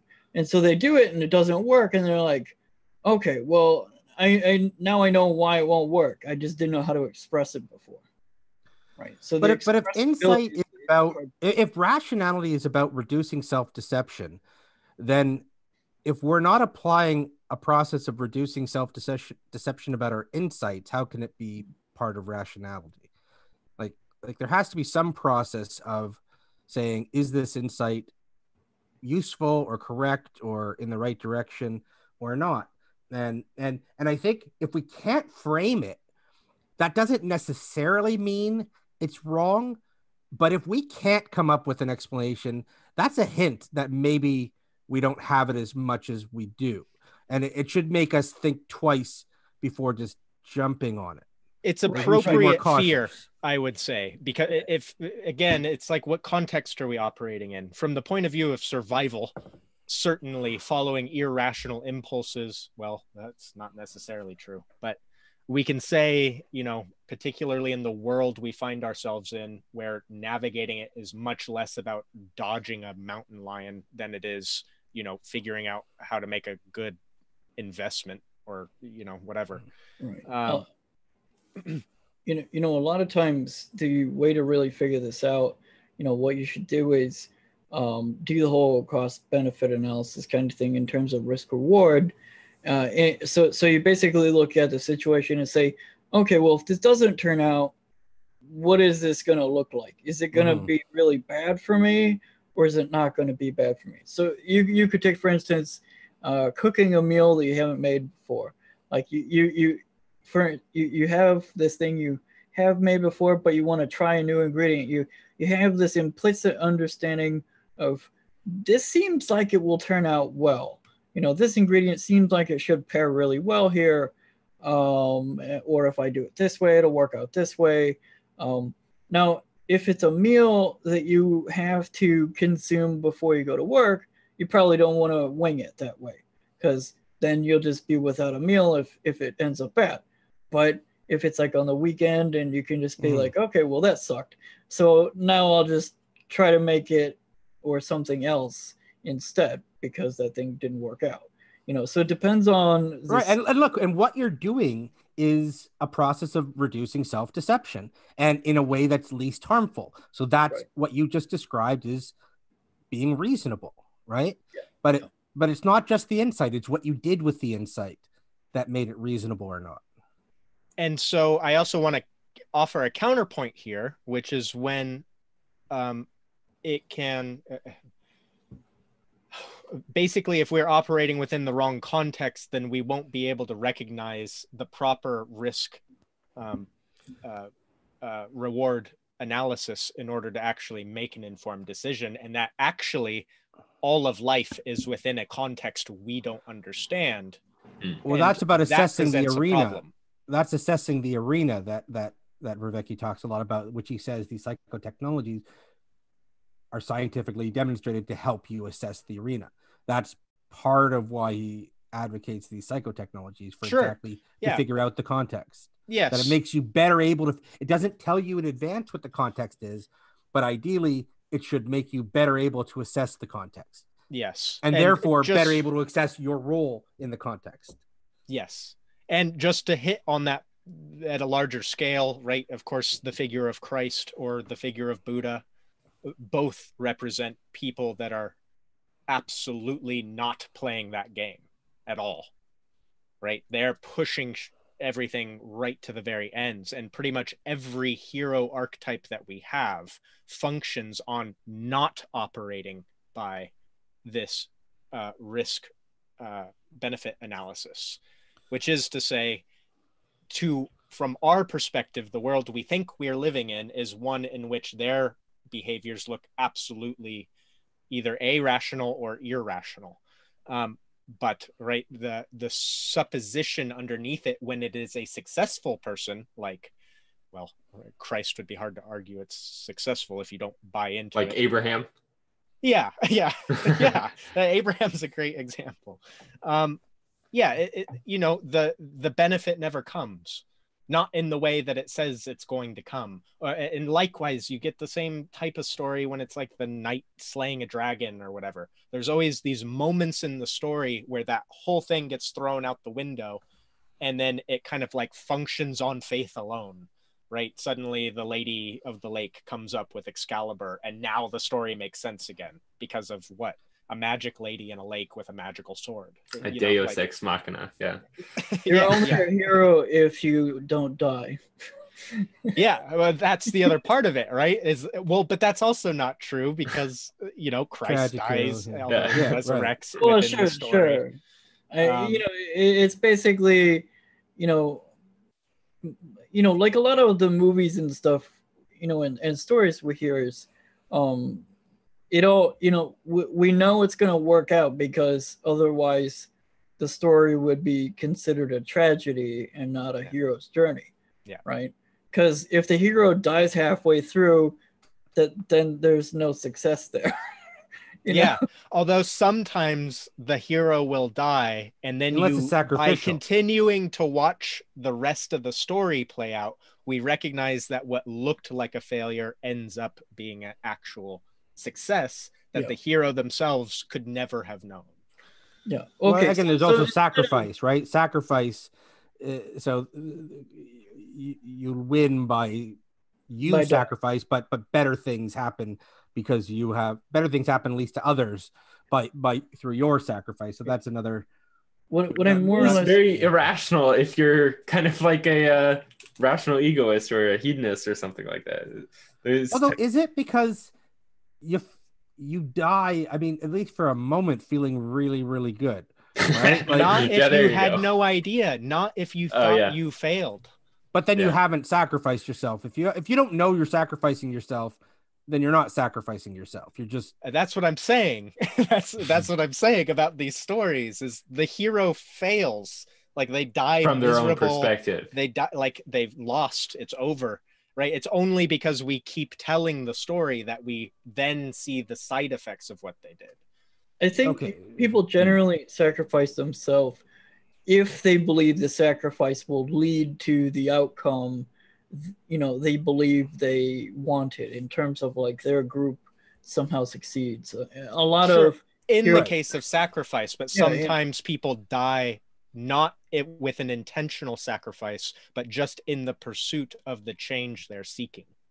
Sure. I mean, like, and they fail to achieve it from their own perspective. Yes, but helped achieve it for everybody else. Yeah. Well, the hope continues on, but they're not doing it sacrificially necessarily. Well, I mean, it seems like a lot of times it's sort of like a football game where you're just moving the ball down the field. It doesn't matter if you got to the end zone. It just matters that you moved the ball towards the direction you wanted it to get to. And when I said if you die, I was just more or less shorthanding the idea of they didn't succeed.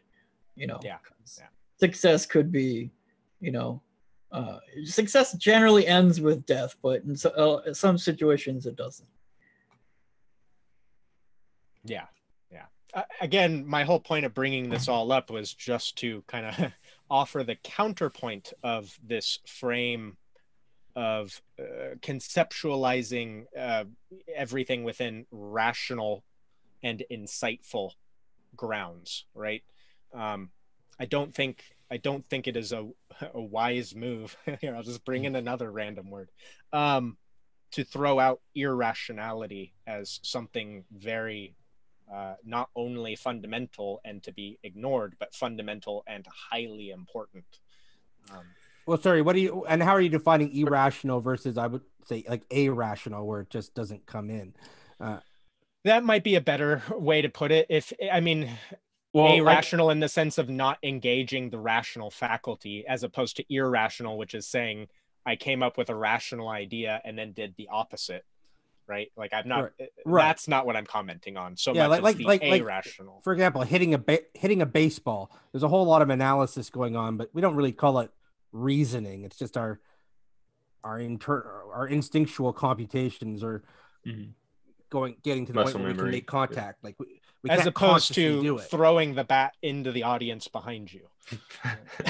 Right. But don't you ever think, like, I find the fact that I can throw a baseball across a field and have it go right to the person to be astounding.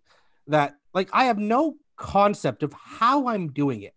It's entirely by feel and just by muscle memory and whatnot. But somehow I can take a ball and throw it all the way across and have it just go right where I want it to go. Like, when you think about it, it's amazing that we can do it, but you can't call it reasoning. Yeah. No, without having to put... reasoning, though. You're consciously engaging subroutines in your mind. Like, you know that you have to arc it, you know you have to point it at the person, and there's a lot of that data that is done consciously, and you're engaging the subroutines that do the rest of it, right? That actually do the aiming part.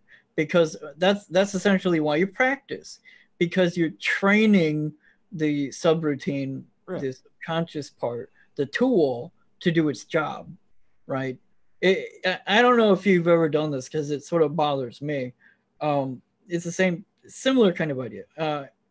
Are you all right-handed, or some of you left-handed? Right-handed. I'm mixed-handed, but okay, left dominantly. Freak. Right. Get out of the call. You're a deviant. So I'm right-handed, and when I'm stirring my tea, I'll stir with, I'll use the spoon in my right hand and stir. And one time I was like, I'm curious. So I try with my left hand, and it's like, stirring is like the easiest thing in the world, but why can't I do it with my left hand? This makes no sense to me. And the same thing with tapping with my left leg. I can tap with my right leg, but trying to do it with my left leg just doesn't work. Like, whereas I used to play drums, so I ended up tapping with both legs simultaneously. So I can probably do that. I can do that a lot better, probably, because I have that practice. Yeah, but see, you had to practice it. But thing I'm really getting at here is, like, we have to train ourselves to, and then we engage those trained routines, and so we're essentially using a tool, but we're doing it consciously. So we're engaging these habits, because these habits are trained up, and we're getting them to do a thing. So for instance, if I'm, another thing, like I got some pop on my table and I want to pick up the pop and drink it. So I engage the thought of, I'm going to reach out, grab this thing and drink it. Right. And so then the subroutines just do the thing. Right. But I don't have to think about all that part, but I do have to think about, I want this thing and I want to drink it. Right. So, although sometimes you find yourself reaching for it. Yeah. Although this is a complete aside, but what you were saying, Concept, reminded me of this link you posted, which is very cool for people to try, where it's this feedback loop of your talking, and it plays back what you're talking just a fraction of a second off of what you're saying it, so you hear it, and it makes it so you can't talk intelligibly after a few seconds. Yeah. And you try it, and suddenly you can't form a sentence. And that's really cool. Anyway, it's called speech jamming. And the idea is that we don't notice that when we're talking, every time we talk, we're checking all of the things we say as we're saying them. So if the speech that we're hearing is off from the speech we are saying, our brain is like, I don't know what's going on here. And it makes you very unsettled. You know what? That's probably why I know for me at least, and I think for other people too, it bothers me so much when someone, when someone doesn't have headphones and you hear the feedback, it just drives me crazy when I can sort of, you hear that echo.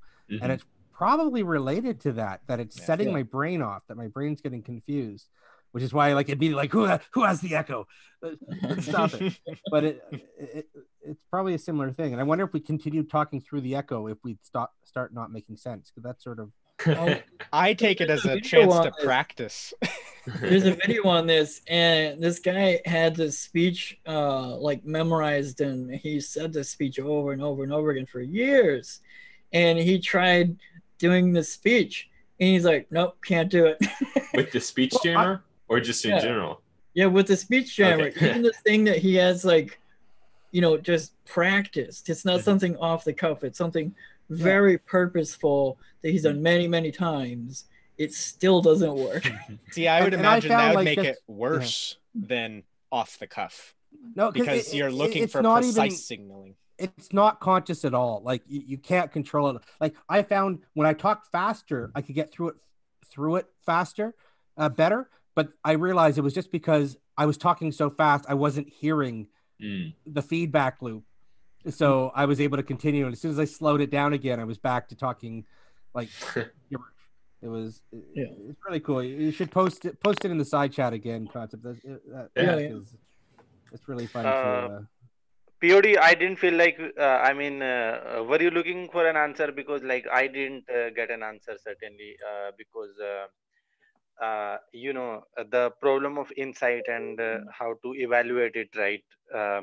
Whether to just follow it or not, or whether to apply rationality to it or not. And Nick thinks that that can lead to an error. And I kind of see where he gets at, because if I let my rationality come in every time, I wouldn't do the things that doesn't make sense from the perspective of my rational mind. But it is so weird. Eventually, like things connect. Like it's like a dynamic situation. You meet people, you develop connections, and your rationality couldn't possibly have predicted all that. And in the end, you are like, okay. Few bad things happened, but it all makes sense in the end, and I learned a lot of things, so it was worth it. Then even rationality, looking back at that story, says okay, I approve of it. But no, right, but you're talking about experimentation, right? Which I think is rational. That you're saying I'm gonna try to avoid deception by trying it and seeing what happens, right? But that's rational. That's as long as you're not gonna like have disaster because of it. Like that's no. But when you are actually doing it, it doesn't sound like it doesn't make sense from a rational perspective. You can't tell either way, and you still decide to do it. Okay, but here's the thing: if we accept that our insights can be both on point and off point, then it cannot be a good practice to just automatically implement whatever insight we have. Right? Like just by logic. If we accept that our insights can lead us astray as well as leading us in the right direction, we have to have a way of sussing out the good insights from the bad insights. And that requires reason or experimentation, which is reason. It's a way of eliminating self-deception by experimenting, right? You sort of see what happens. I mean, I think that's a reasonable approach. If you say, oh, well, like you said, if I don't think anything too bad can happen by me trying this, so I'm going to give it a shot. But if I think like trying it could result in disaster, then maybe I shouldn't. That's reasonable. No, that's but you don't know that going forward, like all these examples about Abraham or Christ. I mean, I can't say that if I will not die. If I have this insight that it's raining outside and I want to go for a run, I don't know whether that's an impulse or insight, but somebody could run over me and I could die. But at the same time, I could go into this zone and connect so many things as I'm doing that activity. So you can't always know, POD, that sure, but like then whether you say sometimes it's irrational to try. Like if you really have no idea if this could result in real danger, then I would think that would be irrational. Yes, Like, but still beneficial, I think, is the key. So it again, could be like beneficial, but it could Abraham is also a be good disaster. example. Yeah, well, and like with Abraham, it pretty much was a disaster the whole time he was around. And then, thousands of years later, the group of people he started is still going strong and are very successful in the world. So I mean, if he existed, which I'm not sure, but that's a different point. Sure, Yeah. but nonetheless, right? the story of Abraham is not the story of Muhammad or something. Right? It's not the great successful leader that brings about the But we're It's just more talking of about like a bunch of let's not talk about stumbling and archetypes here. Forget about falling over. archetypes. Well, but that's what I'm No, saying. Abraham is not a clean archetype. And we have to talk about archetypes, because this was my main point for coming back. Was that I don't none of these examples are a good examples for telling someone to follow their insight, because that was our main problem, right? So I would be like, hey John, no, I wouldn't do that John, because I like John, but some random guy, I'll be like, hey, you follow your insight, man, maybe you'll be Abraham and everything, but I don't want to do that sacrifice, right? So I mean, I don't think archetypes help us solve that problem, because I'll be like, yes, I like Jesus Christ, but I don't myself want to be the one who follows those kind of insights, right? Well, look, I could have suddenly the insight that I should go take all my money to the casino and bet it all on the roulette wheel on black. And you know what? Or maybe I bet it all on 25. And you know what? The wheel could spin and it could land on 25, and I am rich beyond my imagination. It was That still seems like a different use of irrational to do. insight than Vervaeke using, though. No, but what if it just popped into my head? Maybe even through meditation, popped in my head. I should do this. I'll get rich. I mean, I still think that's insight. It seems Actually, like I agree. I don't know if it is that divorced, right? Because it's still functioning within problem solving.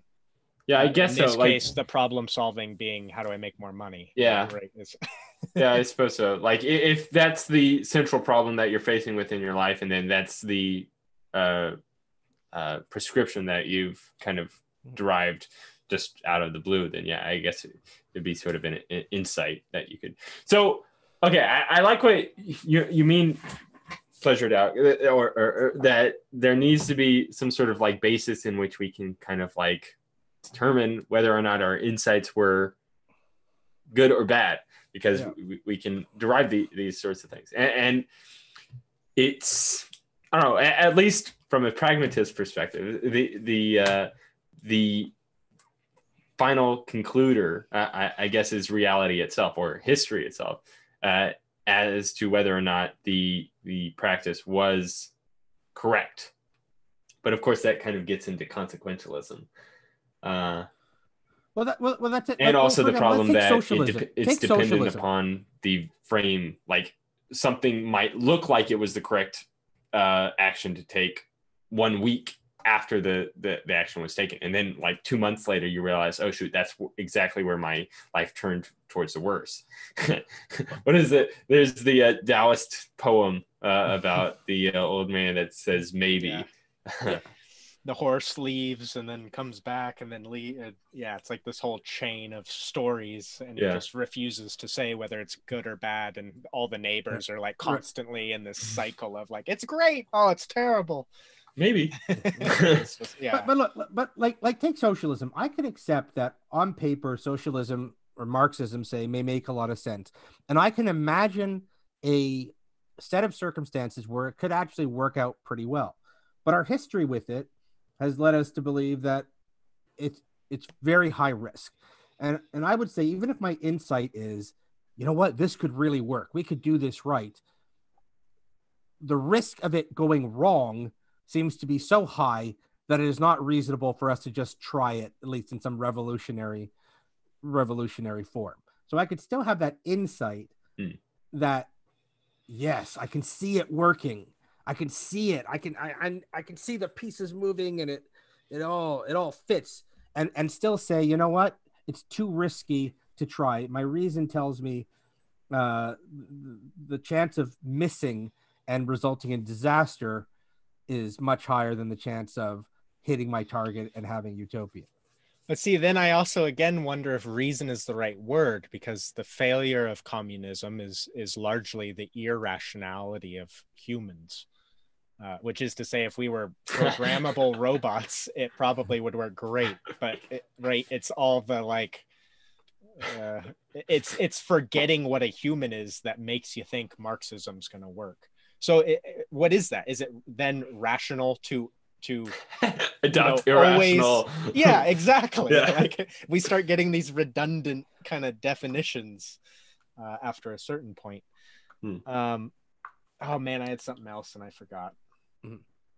One of the things that Vervaeke brings up that I think is astute is bringing up how when we have some sort of convergence between like multiple agreements between differing fields or for the same description of a thing or prescription even, that provides us with a more trustworthiness for the thing that's in question, just because we have kind of like, you have your five senses that you can use to make an estimation that something is real. And of course, like certain of the, like if it was only through my visual senses that I saw something, but I couldn't feel it, then that would kind of lead me to think, okay, maybe this isn't exactly real. But by having multiple avenues of approaching a thing, that gives us a better insight into the trustworthiness of the thing in question. And I remembered what I was going to bring up, Great. which is slightly related, which is wisdom is curiously lacking from this conversation. So maybe I was just thinking in terms of what we are talking about here, maybe wisdom is part of that ability to always believe in insight, but to test insight in an appropriate realm, right? Where the risk, it's not a minimalization of risk, it's optimal risk, right? Because many situations only function properly when a threshold of risk is involved. And without that, you're actually getting skewed or bad results from running. Yeah, that's the thing. Like if you poll people as to like who they're going to vote for president, and it's just some poll that they're taking online or something like that, or if you're doing it publicly too, that's the thing. Like people might secretly vote a different way than because, but yeah, having a good understanding of like where are the risks needed in order to actually get the accurate results. Because like it might be the case that if you just poll the public saying, you know, like, yeah, people that are migrants should have homes, and then you ask them, okay, are you going to give up your home to Tony over here? Then they'll be a little bit different. They'll change their tune somewhat. Yeah. So yeah, maybe wisdom is the kind of the bridge here between the rational and the irrational formulations. Well, but I think that's what he's getting at with insight too. I think he's getting at. I don't think he said it specifically in this episode, but I think that these cultivation of these psychotechnologies also increase the capacity for wisdom. So I think that's implied. I think we should consider it implied in what he's saying about insight.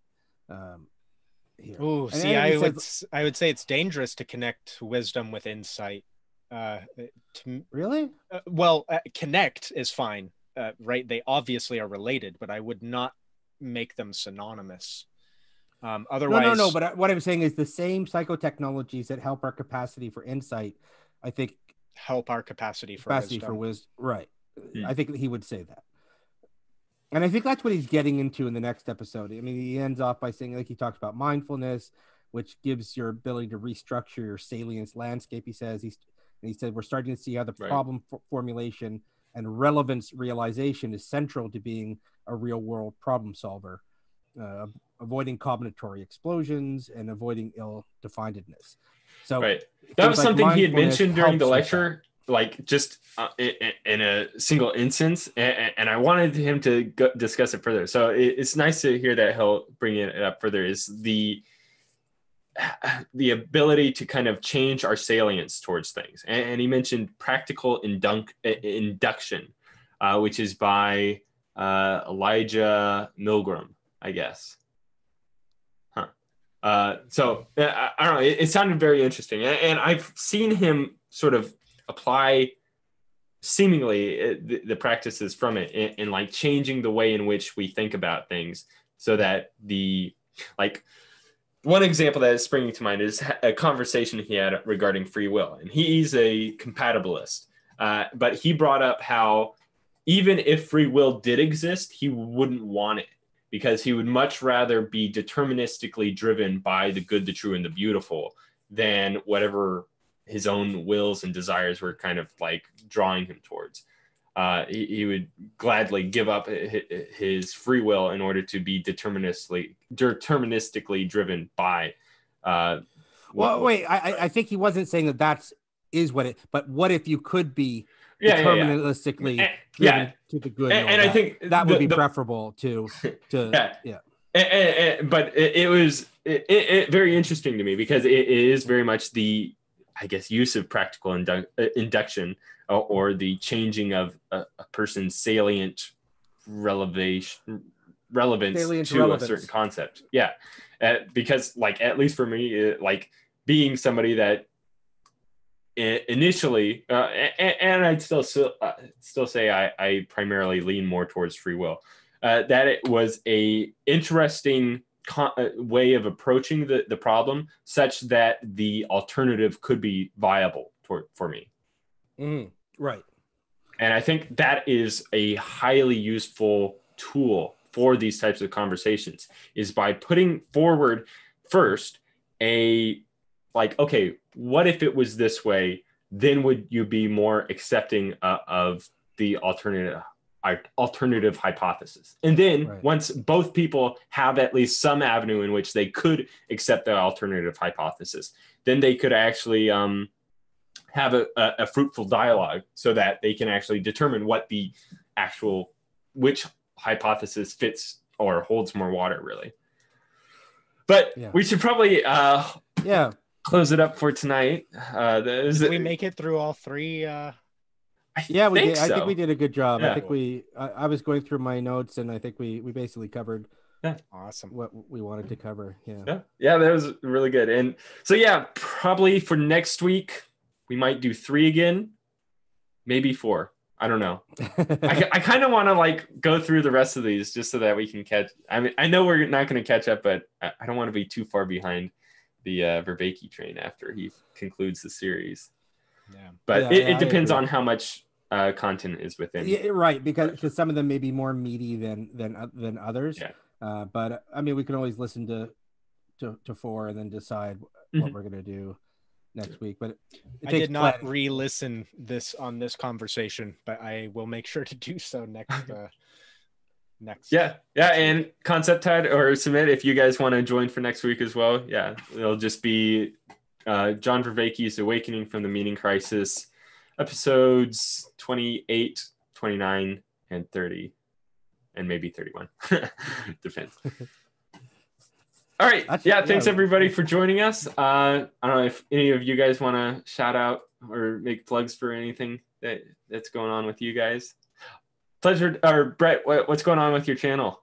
I've started it, but I still need to. I always procrastinate making new content. I've started writing a script for my own video. Oh, cool. You and I talked about next week having a discussion about free will.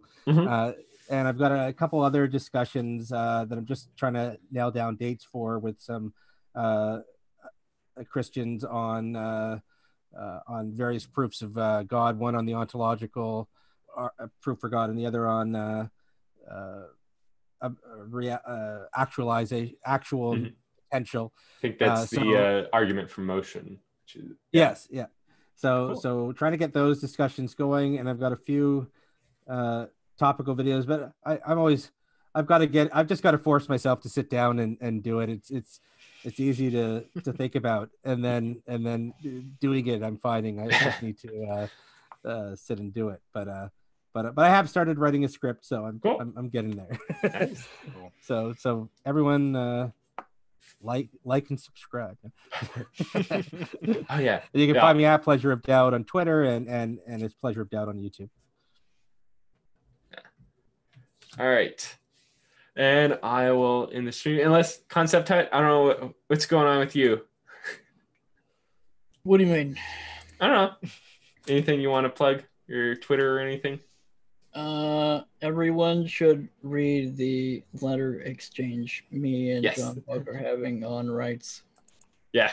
Whether or not human rights exist, or what are they? Are they artificial? Are they natural? So on. Yeah. That's on. I don't know. Yeah. I just posted on it on my Twitter. So writer John Buck, if you want to check that out. All right. And cool. Is there a story, John? Your Twitter is seeming very dark right now. Is With the avatar change and all that. Yeah. Yeah. Yeah. Well, you can talk about it off stream. Sounds good. All right. Good night, everybody. All right. Have a good night, guys.